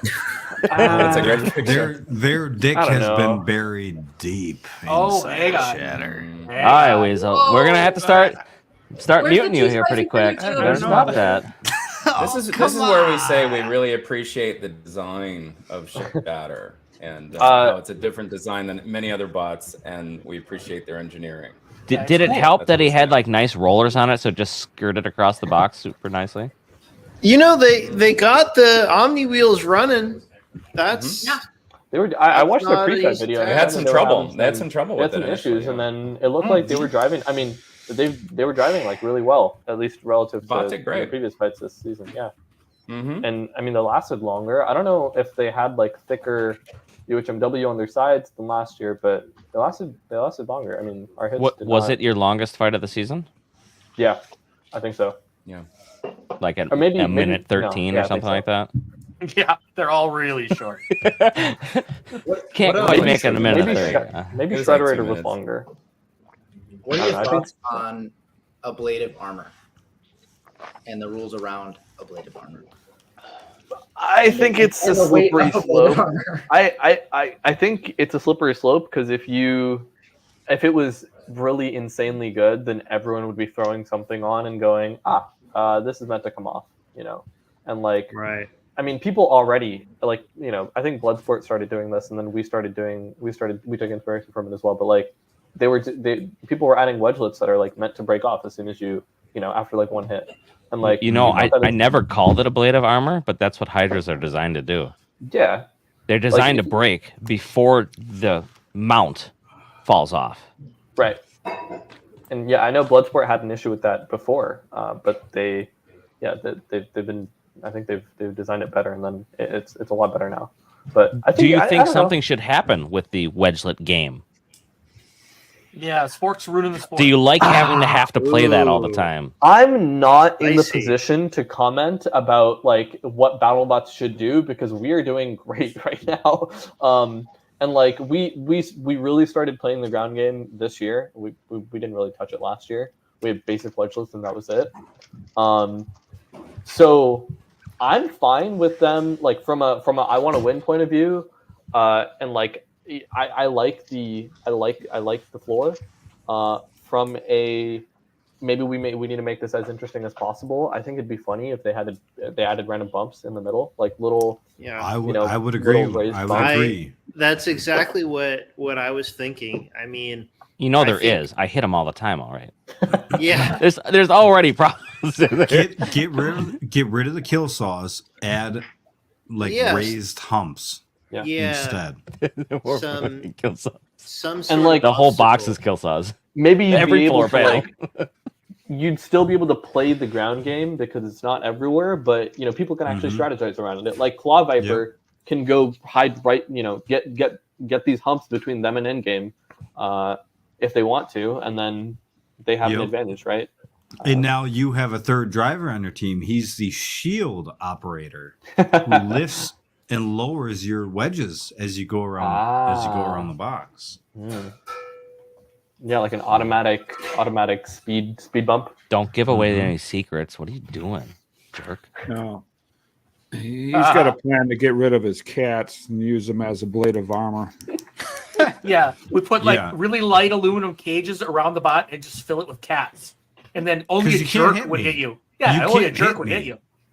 It's There's illegal. Actually, you're going to be killing my cats. So He's going to say there's a rule against it. There is. I think the other rule that's I think a little interesting is the fact that apparently I'm happy to be corrected. Apparently, like internal spinners, like if it's covered up, you can spin them up before the match starts. Absolutely. Yep. I do that on Hydra. I thought, and there's also no speed limit on internal spinners. Right. And I remember because someone on Endgame, I mean, they love to play this game, but they were like, well, what if I just put a thin ablative cover over my big spinner and then spin up before the thing, and then as soon as I run into someone, my thing just bends and breaks, and then I have a spinner. Yeah, like a paper what's stopping mache. you from doing that? Yeah. Well, if it's enough to protect them against, like, something, if it was to hit a wall, it wouldn't necessarily break. But if they hit hard enough, then it comes off. I would almost allow it. Why would I they think wasted weight on their part. I don't know how Why they would they have regulate teeth against on that. a flywheel, on an internal flywheel? That's yes. also the thing. Yeah. You might not be able to have teeth on it. I mean, if it's a smooth drum, it shouldn't matter. I mean, what if you make it an oval? Exactly. Or like a rectangle? Like, what if I really wanted to spin a rectangle inside my robot? I just don't see them creating a rule for that. It's probably a use case thing where they know you're using it as a weapon, whereas other places you have it hidden so that That's it where the doesn't take a selection- hit. Yeah. So here's a thought experiment. I kind of like these. If you were against Rotator or Valkyrie, what would you bring? Ooh, this is just me. Sure. Maybe Short we have a pretty sharp wedge actually. Yeah. We got this made actually during BattleBots and we didn't use it. We haven't used it, but like we have a very sharp wedge where like we took our TI wedge and we went and we had it faced at an angle. So like it's really sharp. I think it would do pretty well against at least Valkyrie because I don't know. I mean they don't play the ground game. Rotator maybe. I think Rotator is more of a driving match. I don't know. Maybe You wouldn't run the same stuff you used against Shredderator? Well, the only reason we ran that against Shredderator is because we didn't have the weight for the full wedge. Right. So we cut it and we split it and then we flipped them. Yeah. So that's the wedge we'd run. Yeah. So this specific wedge has this really sharp facing. It's really cute. Oh, so it's like a chisel. Like a chisel. It goes on the ground. Yeah. So this is, and that was done flat on the piece afterwards. So yeah. I think that would work pretty well. So that's Ty. Yeah. Yeah. Question: so, what's the plan for Hypershock since they're your next opponent? Ooh. So we know Hypershock has they do play. I mean, they play at least a little bit the ground game, and we know they're really fast. And we know They got hit really hard. forks. They're fast. Yeah. Yeah. So our thing is like the strengths that we knew going into this fight is that we're pretty wide, and also Hypershock has a lot of like exposed wheels and bits that you can grab. So 90% of the bot, yeah. Yeah. The idea was as long as we can, if we can spin our weapon not as fast and then clip something, just and just avoid their weapon somehow, then I think we'll catch them off angle, and then that would go well for us. But Raven, the ground game is that like certain bots, like Hydra, even RIPtide, they want to be under the opponent. So when they're hitting up, and the opponent wants to get under RIPtide so that when they hit, they're underneath them. So there's a lot of like who's getting lower and scraping the floor and whose spatula is winning on the spatula war. And this is a lot of a lot of pushing has to do with leverage. A lot of hitting has to do with leverage. So if you can get under them, you're picking some of them up, lifting them off the ground, adding their weight to you. Even a push bot wants to win the ground war. So and you can actually see it in the shatter fight from this year. This year we have the long forks, which means that we can get under them earlier. So we, if we run at them and face on, we're definitely lifting them up because but the forks were at a lower angle than the wedgelet last year. So if you see the hits, some of the hits from this year were actually not as directed upwards because the forks. I mean, we were hitting them from higher up than we did last year. So there was one hit where they just slid across the ground instead of going up. Yeah, and that's early. That's what it does. Yeah. Yeah. Similar sort of question to before. Hypothetically, if you make it past Hypershock, it's either Endgame or Copperhead. Who would you rather face, and what's the plan for either of them? Yeah, definitely Copperhead. I mean, I love Endgame and I love their team, and they've always been really, really sweet to us, and they helped us out a lot. So just from like being able to fight an Endgame perspective, I'd love to fight them, but their robot is really good. And like at least so far we haven't really played that many teams. We haven't played almost anyone that's played the ground game like Endgame, because almost no one plays the ground game like Endgame except for like you guys, and then maybe the Seems Reasonable. Well, wait. Are you putting Endgame ahead of Hydra in ground game? Is that what you're saying? I mean, listen, they can play the ground game. We had our setup before they ever had their setup, right? Yeah.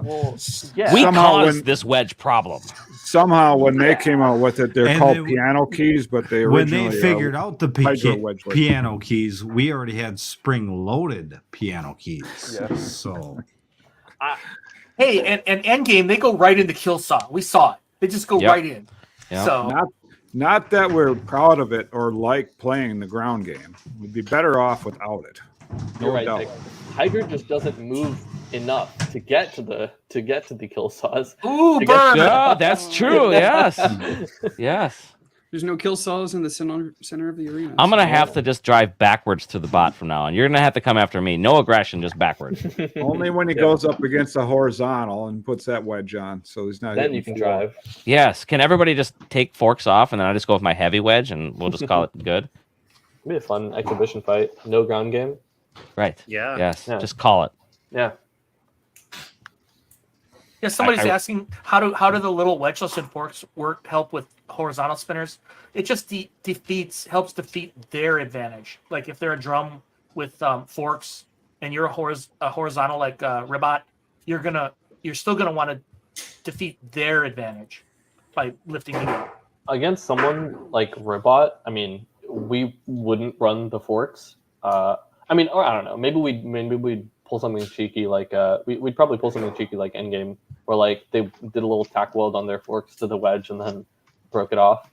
But like against Ribot's vert config, you want to be running the forks, and against their undercutter config, you don't want to be running forks because they're probably just going to chew it up. And they're going to, as soon as they hit it, they're going to tear it off, or they're going to rip your or send your robot sideways, and that's not where you want to be. You guys didn't fight Ribot yet, right? Not yet. No. You don't have to ever play their tacky configuration wars with multiple bots. Huh? Yeah, coming with 2 bots up to the arena. They eliminated the lock-in, didn't they? No, they tried. They still try to do that. It's not an official rule. But I still hate the lock-in crap. It's just play your game. Right. Don't go over by other people and instigate it. If you're going to lock something in, lock in the weapon. We're going to be a flipper. I would bet you that RIPtide would be happy with run what you're brung. Like what safety one? Yeah, safety one configuration. Run what you brung. Safety one configuration at the beginning, hey, a lot of places do this, right, Parks? There's like a script supervisor, and what happens is when you show up on set and you have a different hat or something, they're like, "Oh no, you got to change your hat," right? I want a script supervisor for BattleBots, and when Donald Hudson or somebody rolls in and they got a huge plow on the back and they don't have like the cool arms like they used to have, the script supervisor goes, the script supervisor just goes, no, bring me this robot. I want this one. Mm-hmm. And there's just a picture of the one they like in the beauty photos. Oh, that Right. would not have gone well for us. The same bot that's in your hero shots that should be on the field. Well, Dick, I have bad news. That's a union job. They would actually have to pay someone to do that. So that's not Are we gonna go over those fights so we can see that ass plow? Yeah, I got it right here. Tom, do you have another question while he's bringing it up? I know you got. You got one for me? No. Do you have a We question? don't want. We're just letting Well, you know. fuck you that- then. Okay, sounds fair. Tom, I love you. I'm sorry for Jake being such an asshole. So here's the most I wouldn't expect any less. likely. Who did anybody really pick Jackpot? I mean, I like him, but I don't know. Well, I was their hoping they had to opportunity get up was their early sleeves. on in this match. Yeah, rewind to the beginning. Hit it up from the beginning. You can watch instantly. Mike gives him the They got the backside. first hit in. Just Gives him drive the forward. ass. That's all it is. Right Just here. drive forward. Yeah, And they missed it. they missed a golden opportunity there. They missed So, the yeah, jackpot there's some shot. driving involved. Well, they got a fork off already. This match I went go- really long, actually. So everybody, I go double speed because I assume everybody's seen this already. So that's why we just don't need to. Oh, flipped them right up onto the shelf though. That's pretty cool. Oh, they're still going. Man, BattleBots would be different if every bot was like 100% reliable. Like, Or if just Fusion was 5% reliable. 25. Listen, reliability takes lots of forms. It's reliable that it's going to catch on fire. Well, good. If you didn't watch it, spoiler alert, you're watching it an now. ass pounding before. Oh, somebody's that. complaining? No. Well, they wrecked them good. Oh, Look yeah. at that It shot on the looked like a side. taco. It Jackpot, was if you can. crazy. Yeah, Witch Okay. Doctor's hitting very hard. Who would have picked Lucky in this one? Anyone? Oh, me, absolutely. No, just Okay. Oh, Of come course So on. nobody. Okay. All right. That sounds about right. Are you I serious? am surprised how They well lasted 3 minutes. the very little fork system that they had on there kept them at bay. Yeah, they Yeah. got them flipped over. Yep. And then And just the Bill was sheer just freaking fact of out. Will, hey, I'm just going to keep driving at the front. I'll This just keep was- driving at the front. This was Hypershock, and it went 3 minutes. Now here. look at this. This arm, Terry. This whole sidearm must be aluminum or something because it broke right at this pivot. You can see that this is bent and broke now. So that is the down position.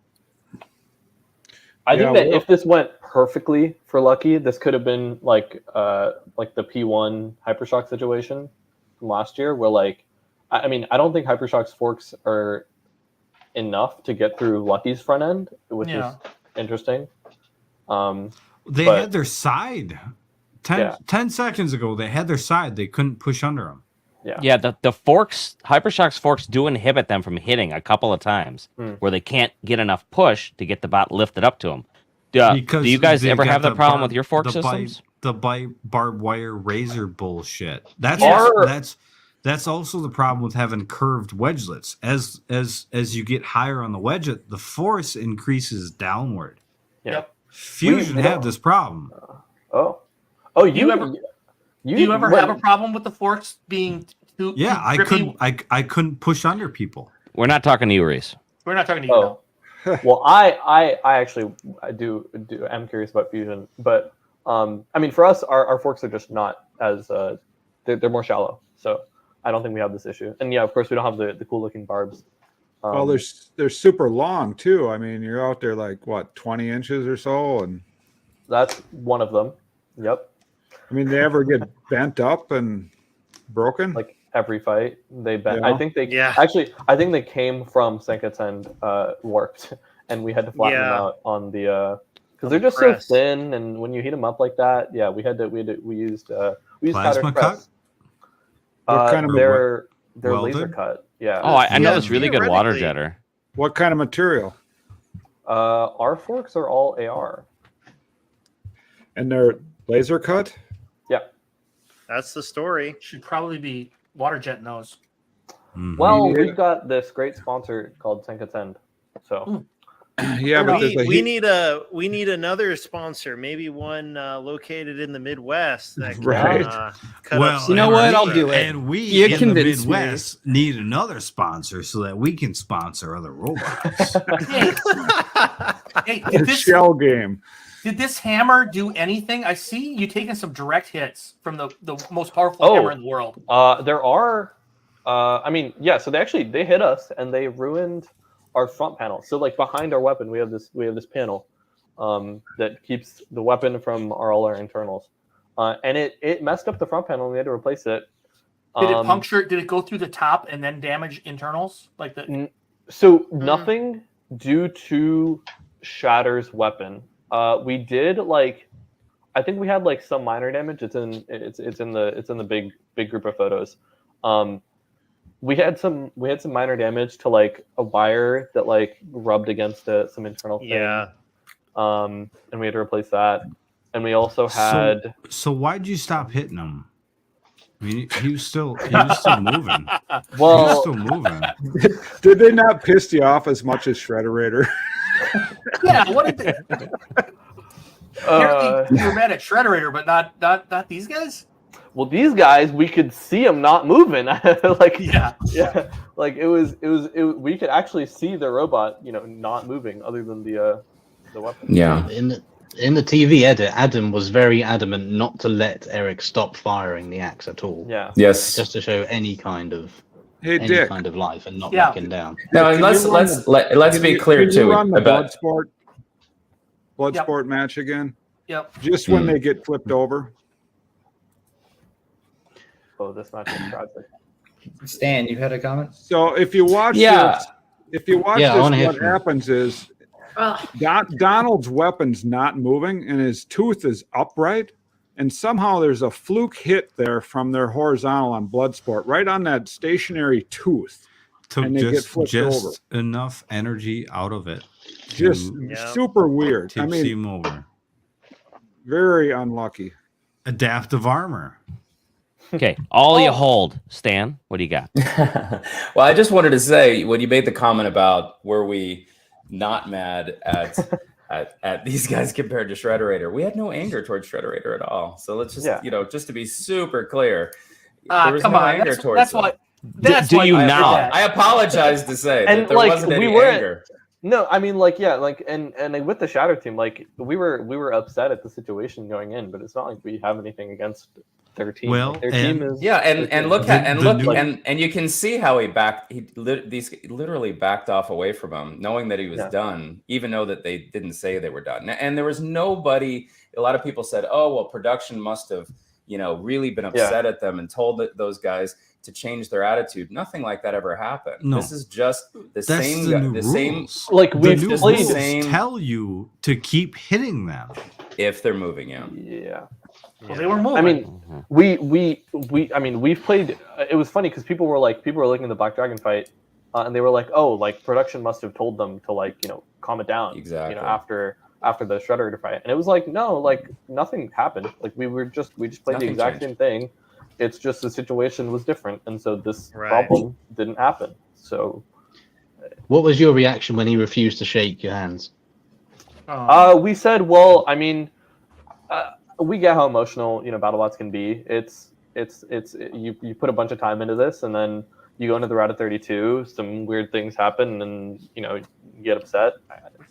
I mean, I would be pissed for them to throw so much shit at you throughout the whole day, and then them refuse it like they're winning this argument. Yeah. Did you put yourselves in their mindset where they thought you were cheating, right? Yeah. No, they didn't. Come on.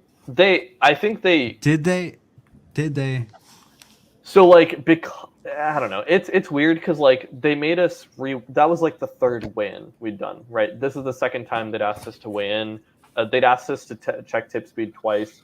To me, it seemed like they had already kind of made their mind about whether we were cheaters or not based on whatever rumors they'd heard. Yeah. What was the order of events here?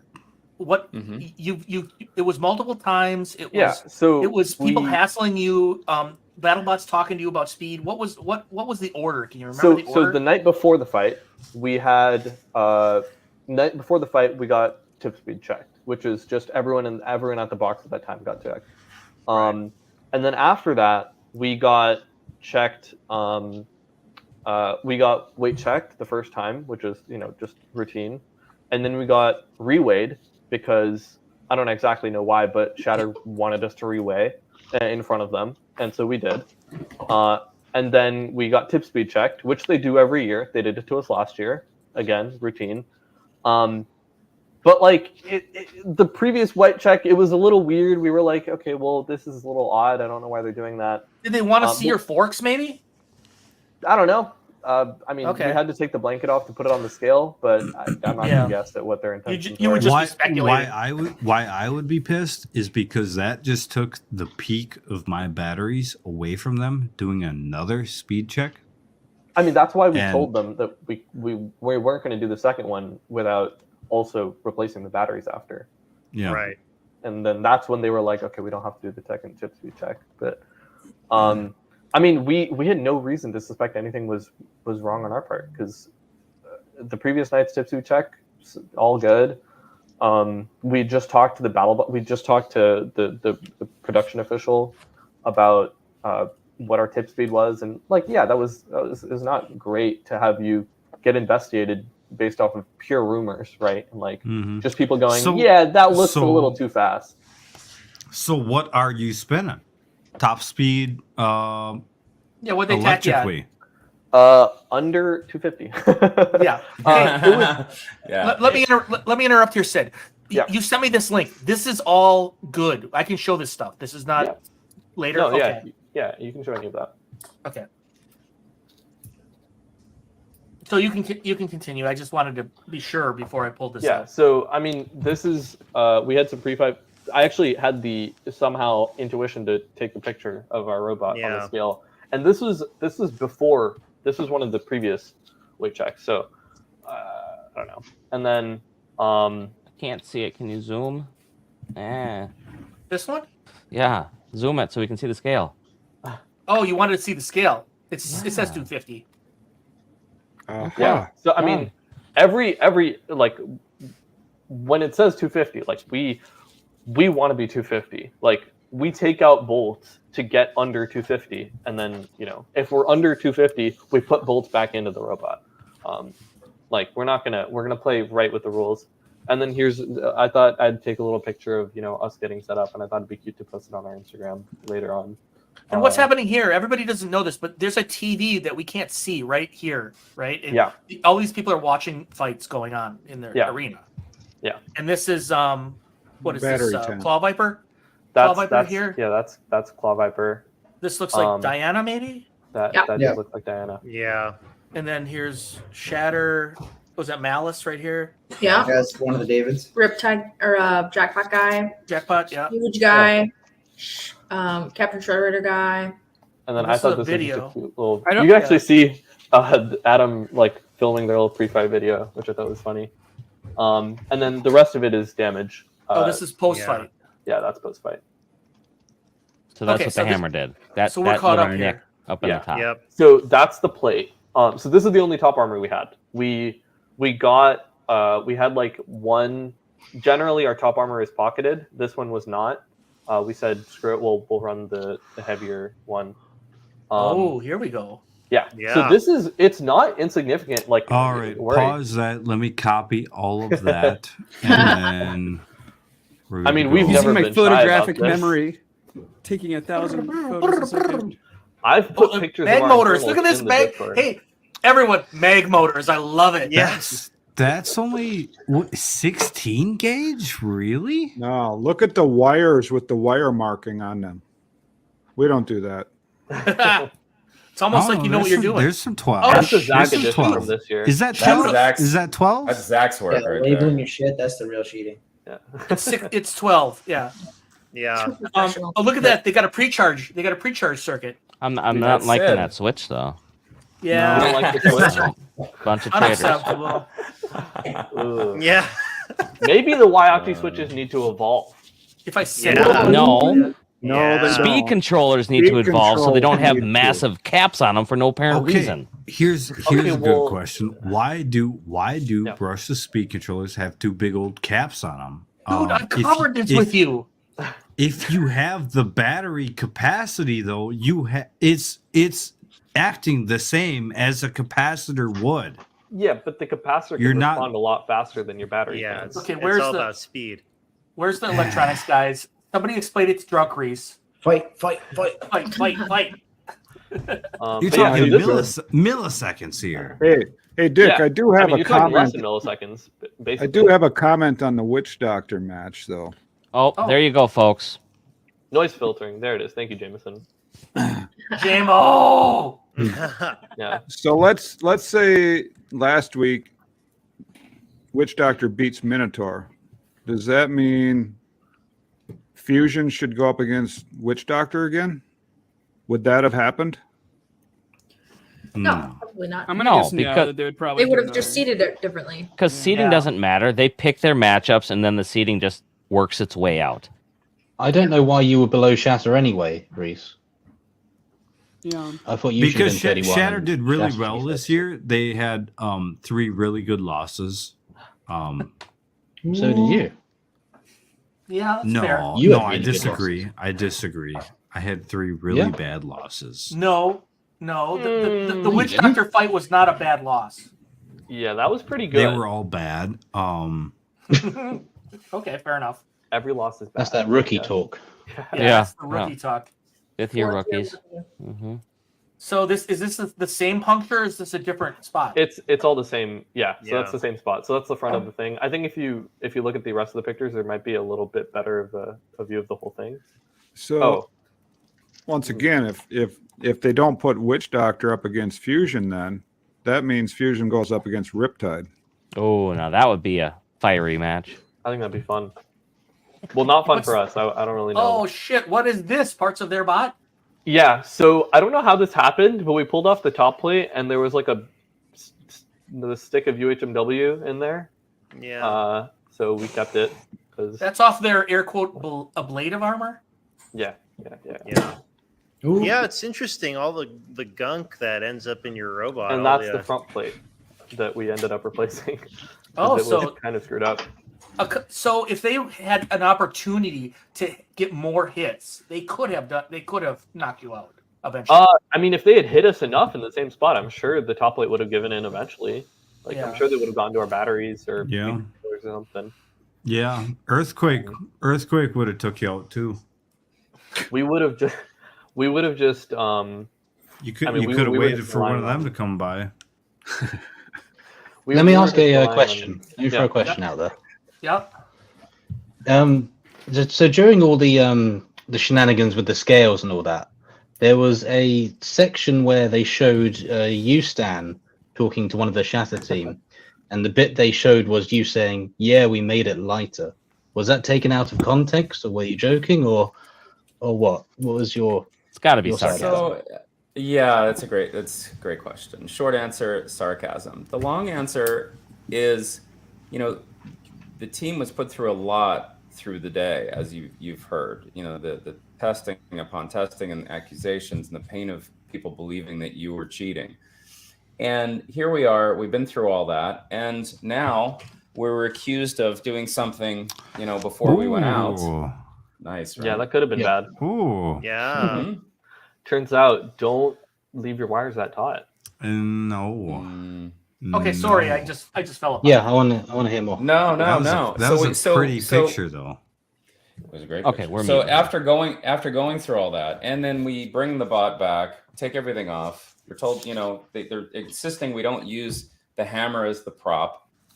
So after the whole day's events, we're sitting there, and it says 248, and they were obviously very emotional, which I understand. And at that point, we're tired, and I was just like, "Yeah, we magically made the bot lighter. That's your accusations. I mean, accurate." So hang on. So my interpretation of it is that they were accusing you. They were implying that was a sign that you that was cheating. A problem that we made a change. Yeah, clearly there must have been some. This is proof that there's a change that you made. Like negative 2 pound robot. It just wasn't gonna. It just seemed like it wasn't gonna stop. So well, there's going to be people who have joined. It was sarcasm. There's going to be people who have joined since then. The scales at BattleBots are not like they're 2 different scales. And one scale later this season, I believe, isn't it true that they said don't use that scale?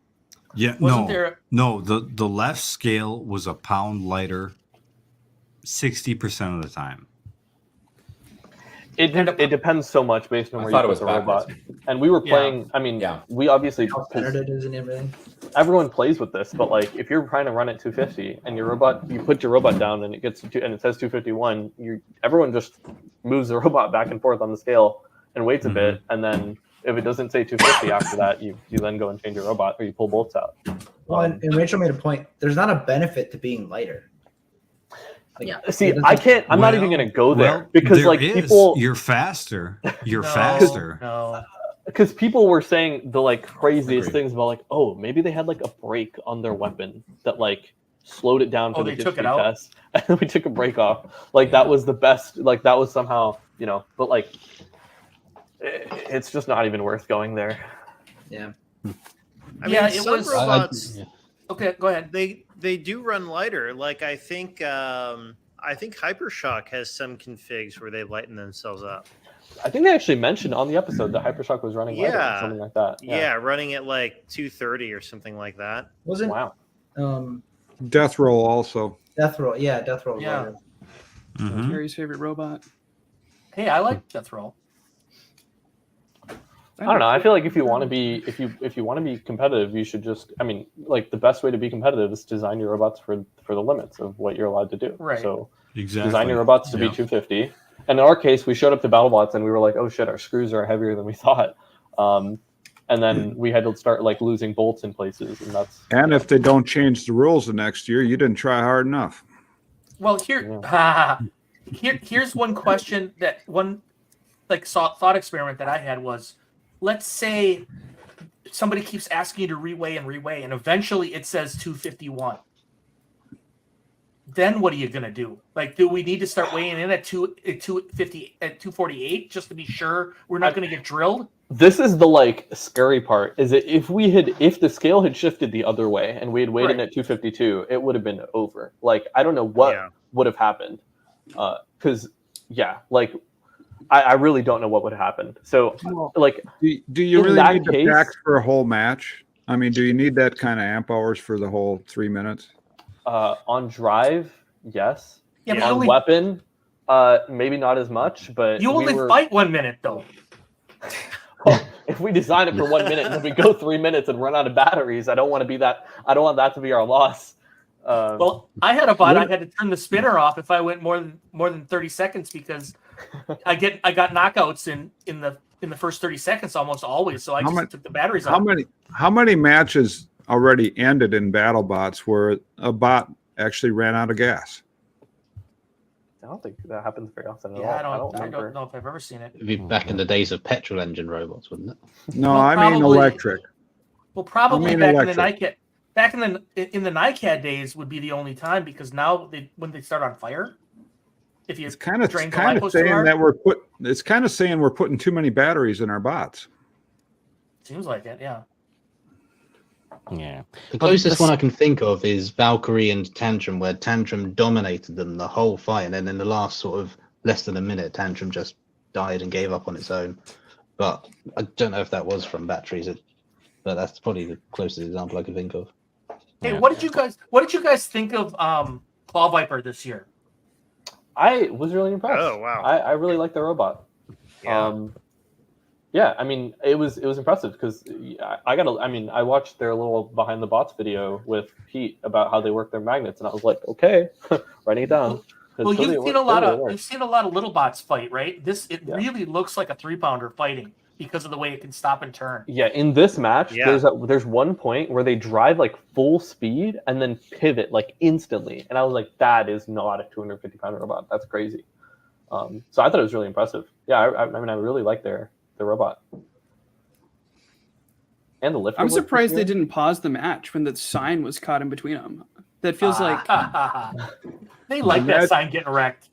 Imagine if they allowed one more vert and he puts a vert on that thing. Yeah. I mean, he wouldn't have the weight for his 4-volt drive if he did, but it would be crazy. That's a good point. But then you but how big of a spinner does he really have? He's probably got 40 or 50 pounds in that lifting mechanism. You could probably put a 20, 30 pound weapon on there and be okay. You could do like the big gill route, I guess. Yeah. Yeah, where they put like a little spinner that still hits back the punch. Yeah. And not to take, I mean, I don't want to take anything away from Matt Catter here because they do really good work there. What's going on here? Oh yeah, Scorpios. Yeah, they do get the two side pulls off, but that don't mean anything. It looked like the big bot was humping the small bot. Do you know why they died here? I didn't actually watch this match. I think they tapped out. Diane started smacking the glass and then burned up. Really? Maybe they tapped out and burned up. Oh. They started smashing the glass. Okay, so we got through it. Getting them to stop. The scales, it's more of what you'd call guidelines than actual rules, right? So what rule are they going to make? You know, BattleBots, after a controversy, they just make a rule. What rule are they going to make? The code of conduct, I to guess. fix this. Well, I think they might do a tap out button. It's possible. I don't think they will, solely because just launches a towel into the. If they had a tap out button with me at least, because my bot doesn't damage as much, I would still hit him. Doesn't matter. Take a tap out, I'm still gonna hit him. I already do it now as it is. But Jake, as a spinner, you keep it's talking a bit like different. that, they'll make you a judge one day. I hope I would at least get paid to be there then. Get a star wagon. Don't forget the star You wagon. should be a referee as well. Just do it all, yeah. Get right up in there. What about the other shenanigans? The multiple weights, the tip speeds. Are they going to do some sort of procedure changes maybe for that? I mean, Shadow requested. I mean, everything the Shadow requested was in their rights to do it. It was just, But how many times is it until you're, being a dick doing it? I think that at some point, I think that unless they can say, hey, I think they changed their robot, and look, or something like that, and if there's not anything if there's nothing actually consequential or something like that that would indicate that someone changed their robot, I don't think they're gonna. I think production's just gonna tell you no. I don't see it happening where you can just repeatedly ask for a reweigh without suspecting anything. Otherwise, this could turn into shenanigans itself. Yeah. Like next year, somebody, I'll make you weigh in 5 times. I don't care. Just make you do it. Punish you with the process. Yeah. Yeah. Mm-hmm. Especially when they're already flustered and trying to get the bot done at the very end, they're still in the test box working on it. It's you're gonna weigh in. Yeah, you're gonna weigh in. We've kind of gotten punishment with the process situation before, where it's sort of known Hydra sits there. Ice the Hydra. There's a pressure. Yeah, they're icing the Hydra. There's a pressure element. We've had teams being no, this thing's not working. This thing's broken, and they're not really working on it. And they push it back as far as they can with Hydra sitting ready. This Hydra has always been ready to fight. Is the thing. Right? See, the thing is, we should clear this up right now. You cannot ice the Hydra. It's not pressurized to full pressure. It builds its own pressure under battery power. So you're not gonna it's not like a CO2 or an air powered bot that's. But we could potentially lose a little air pressure and basically the air spring. Yeah, but there was an attempted icing the Hydra on this season, and right before we went to the box, Jake was like, "I'm going to top off," and the safety guy was like, "Yep, okay."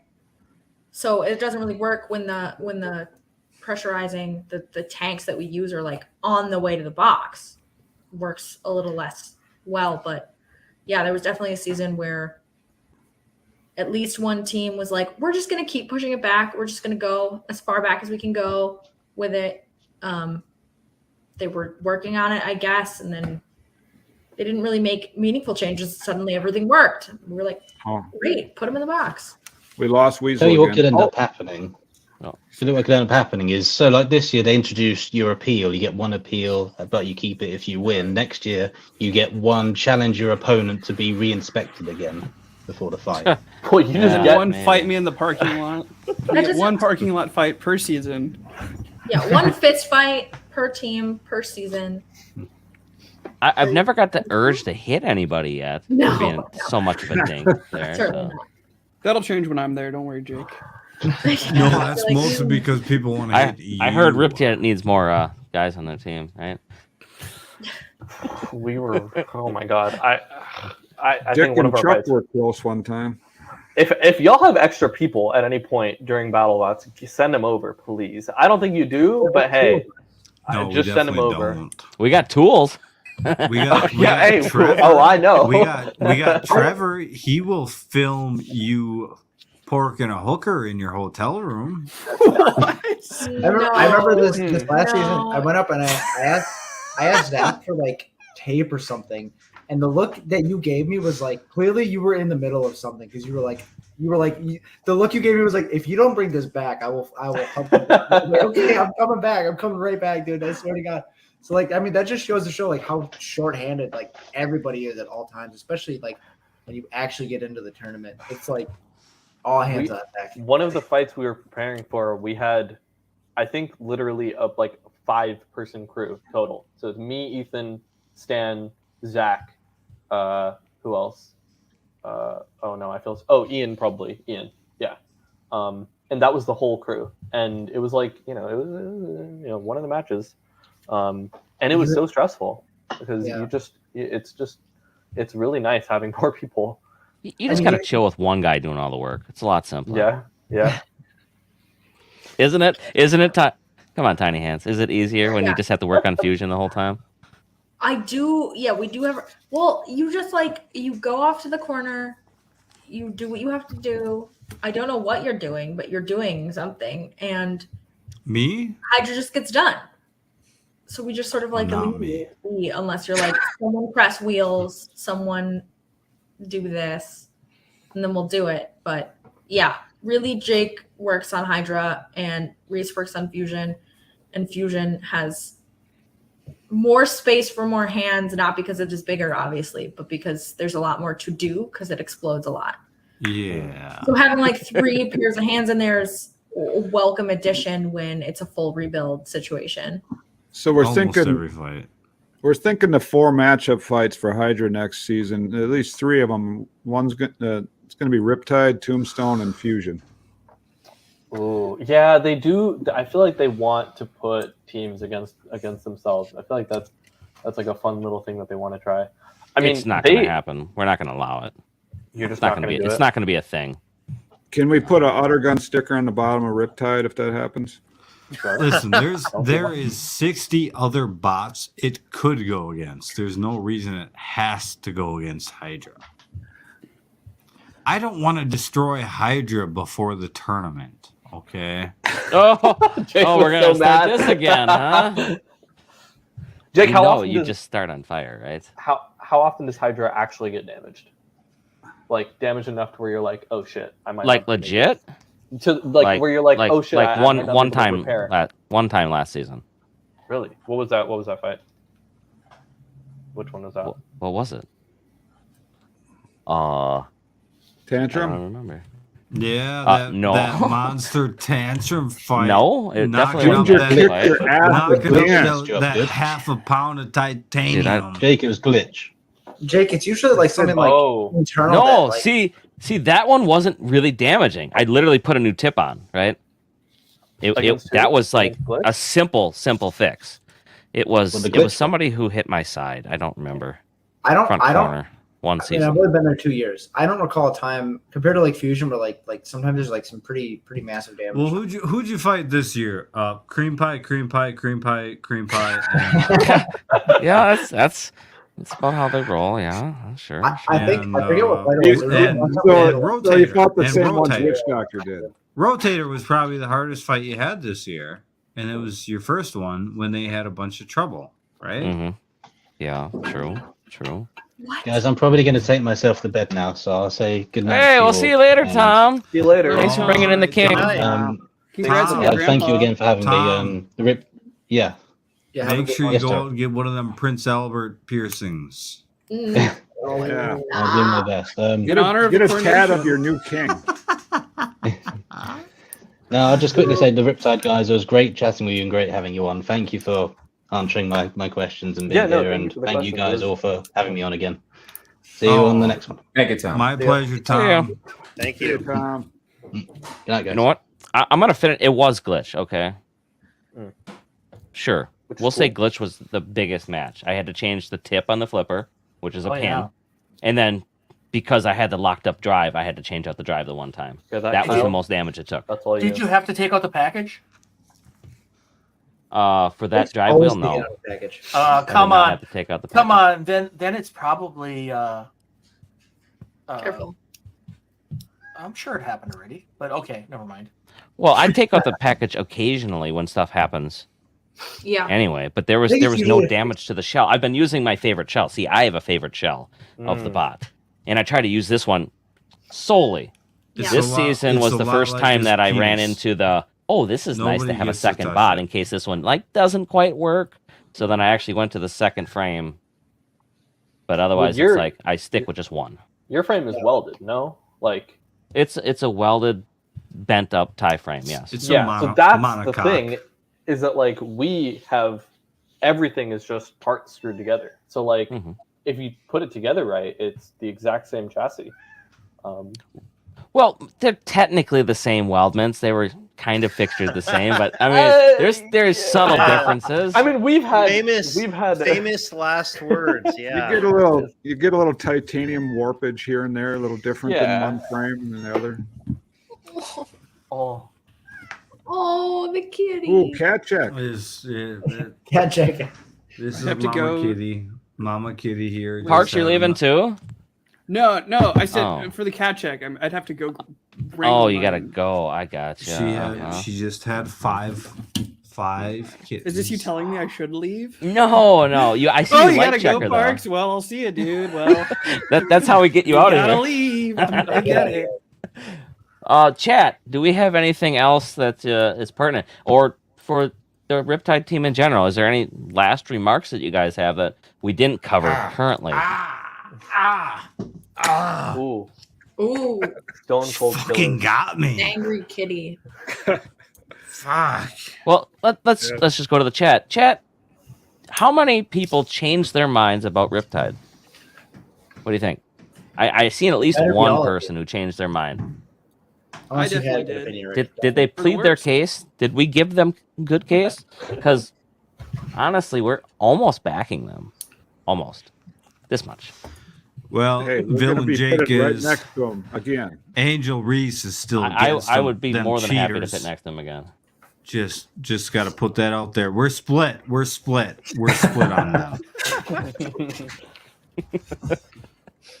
Okay. Actually, while everyone's responding, I want to say a couple things. First, to you guys, the Whyachi guys, when we were going through everything, I know that you were told to spy on us, so we're not holding any of that against you. Yeah, by the way, that's yeah. totally fine. But no, you talked to us a lot and gave us a lot of support and talked a lot of sanity, and we were really grateful. We didn't really know you guys that well, so we're really grateful that that you did that, and also that after your spying and figuring out who we were, to have these guys on, because these guys are really a collection of some of the best humans.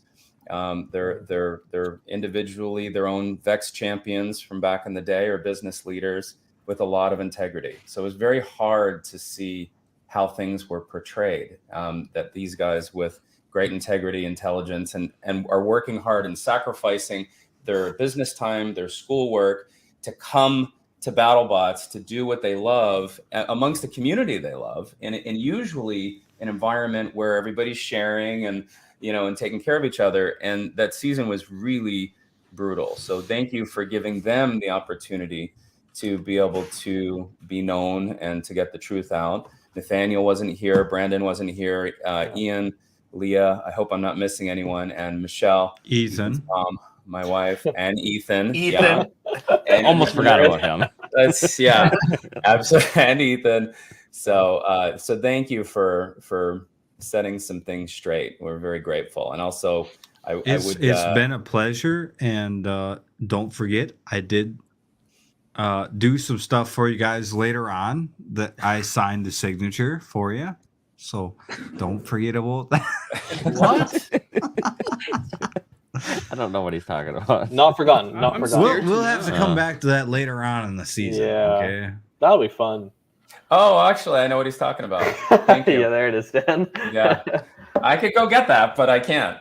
Hey, The banner story. We covered this What's already. the banner? Oh, Uh, the Whyachi banner. Yeah. That was funny. I'll clip it later.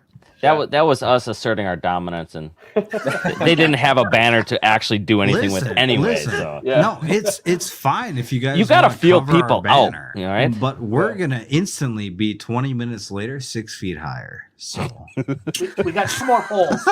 We got 2 more polls. We'll bring 3 next time. So I think next time we should just put up a ladder and hang it directly from the ceiling. Yeah. Put like Yeah. a giant arrow down. Just RIPtide. Get some grappling hooks up there, and then you can lasso them up. Oh yeah. Couple drones. Oh Get a yeah. scissor lift, you cowards! Come on. We're not allowed to use heavy Hey, if equipment. you're gonna around let there. us borrow one, I'll take it. But that's Heck, up to you guys. That's We up couldn't to even flip the breaker on the boxes without supervision. hey, do we want to yeah. do we want to shut this stream down when we say goodbye here to these guys? I mean, I'm good with 10. I'm good with 10:30. Yeah. Yeah. let's You know, go. okay. No, I'm good. one quick thing All too. right. I see a couple people like apologizing in the Rip chat. it up. Rip it up. Yeah, and what I would say is I get it. You know, I get it. And I love that there's so much passion in BattleBots, and let there continue to be passion, and people are going to have opinions. And I think I think all that's great. So there's no apologies. You didn't know everything, I guess. So, yeah, I mean, you know, The fans, until you the f- listen. So Hey, Exactly. the And fans to are build on crazy. You just Oh. need to persuade them to your side. Yeah, be the the right thing side, that the thing that people lose track of sometimes is that BattleBots is a TV show, and they're going to do all the things that TV shows do. It's actually, I would say, a TV show first, a robot competition second, Absolutely. maybe even Yeah. third. Yeah. And Yeah. when you lose track of that, then you start losing track of all sorts of things. It also Yeah. should be mentioned that different people are going to have different perspectives. Like I do not believe that Adam is going to have the perspective that the RIPtide team has, and I Sure. expect them to have a different story, and they're going to see it from a different perspective. Mhm. And for them, it is probably a completely legitimate perspective. So you It's can what have that. it's what they know. It's what Yeah. they Yeah. know. Well, there was a lot. I mean, he said there was a lot of people telling him things, and after a while, it was hard for him to disbelieve, and he wanted to check. He had all the reason to do that. It's understandable. It became How to fight the rumor mill. really long, and it became really painful.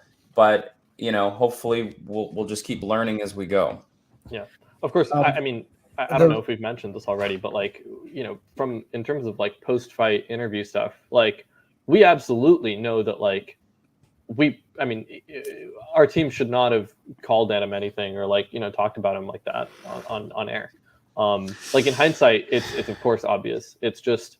But can you control that in the moment? I mean, really? Sid, I see that's the difference. I don't know if I like the way the show is presented in that way because that's how he felt at the time. Exactly. And other builders feel the same kind of things, and they don't say it because the show is, they're trying to sanitize the show.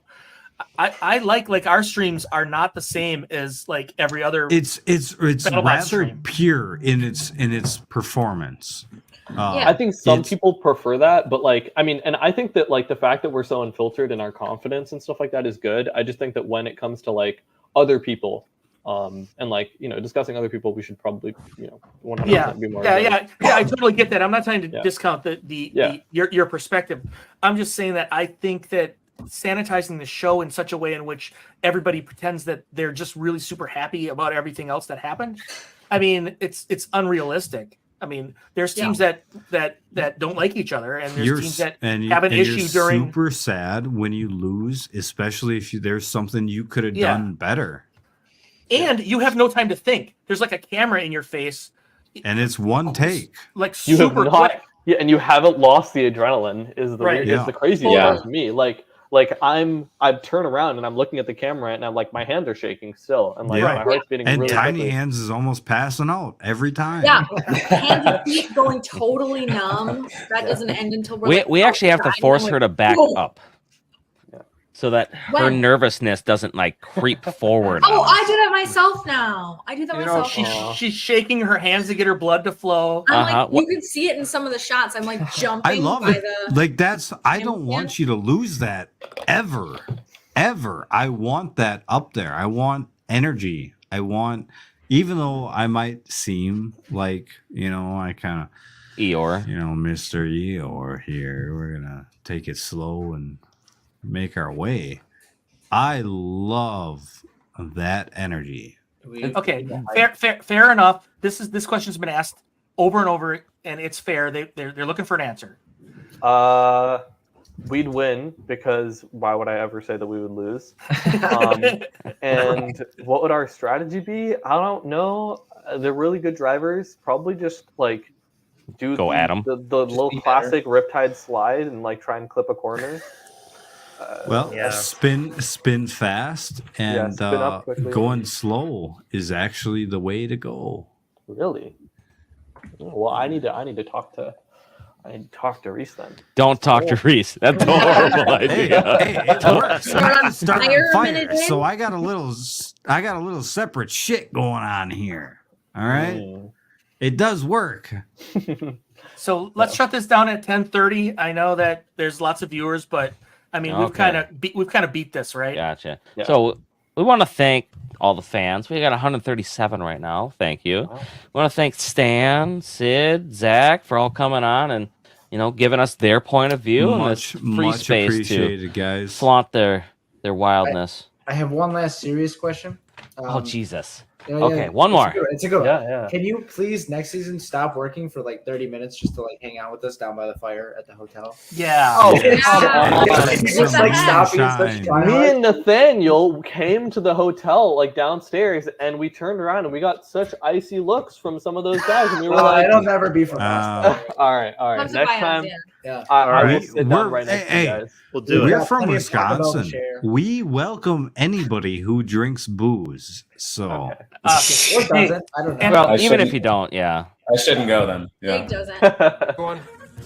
This is going to irritate everyone, but hey, RIPtide, don't close your browsers. We're going to talk to you after the stream ends. Okay. Hey, we'll see you guys. Thank you guys for coming. Yeah. Thank you so much. Thank you guys. You guys are awesome. Nice work, everyone. Nice. Nice work.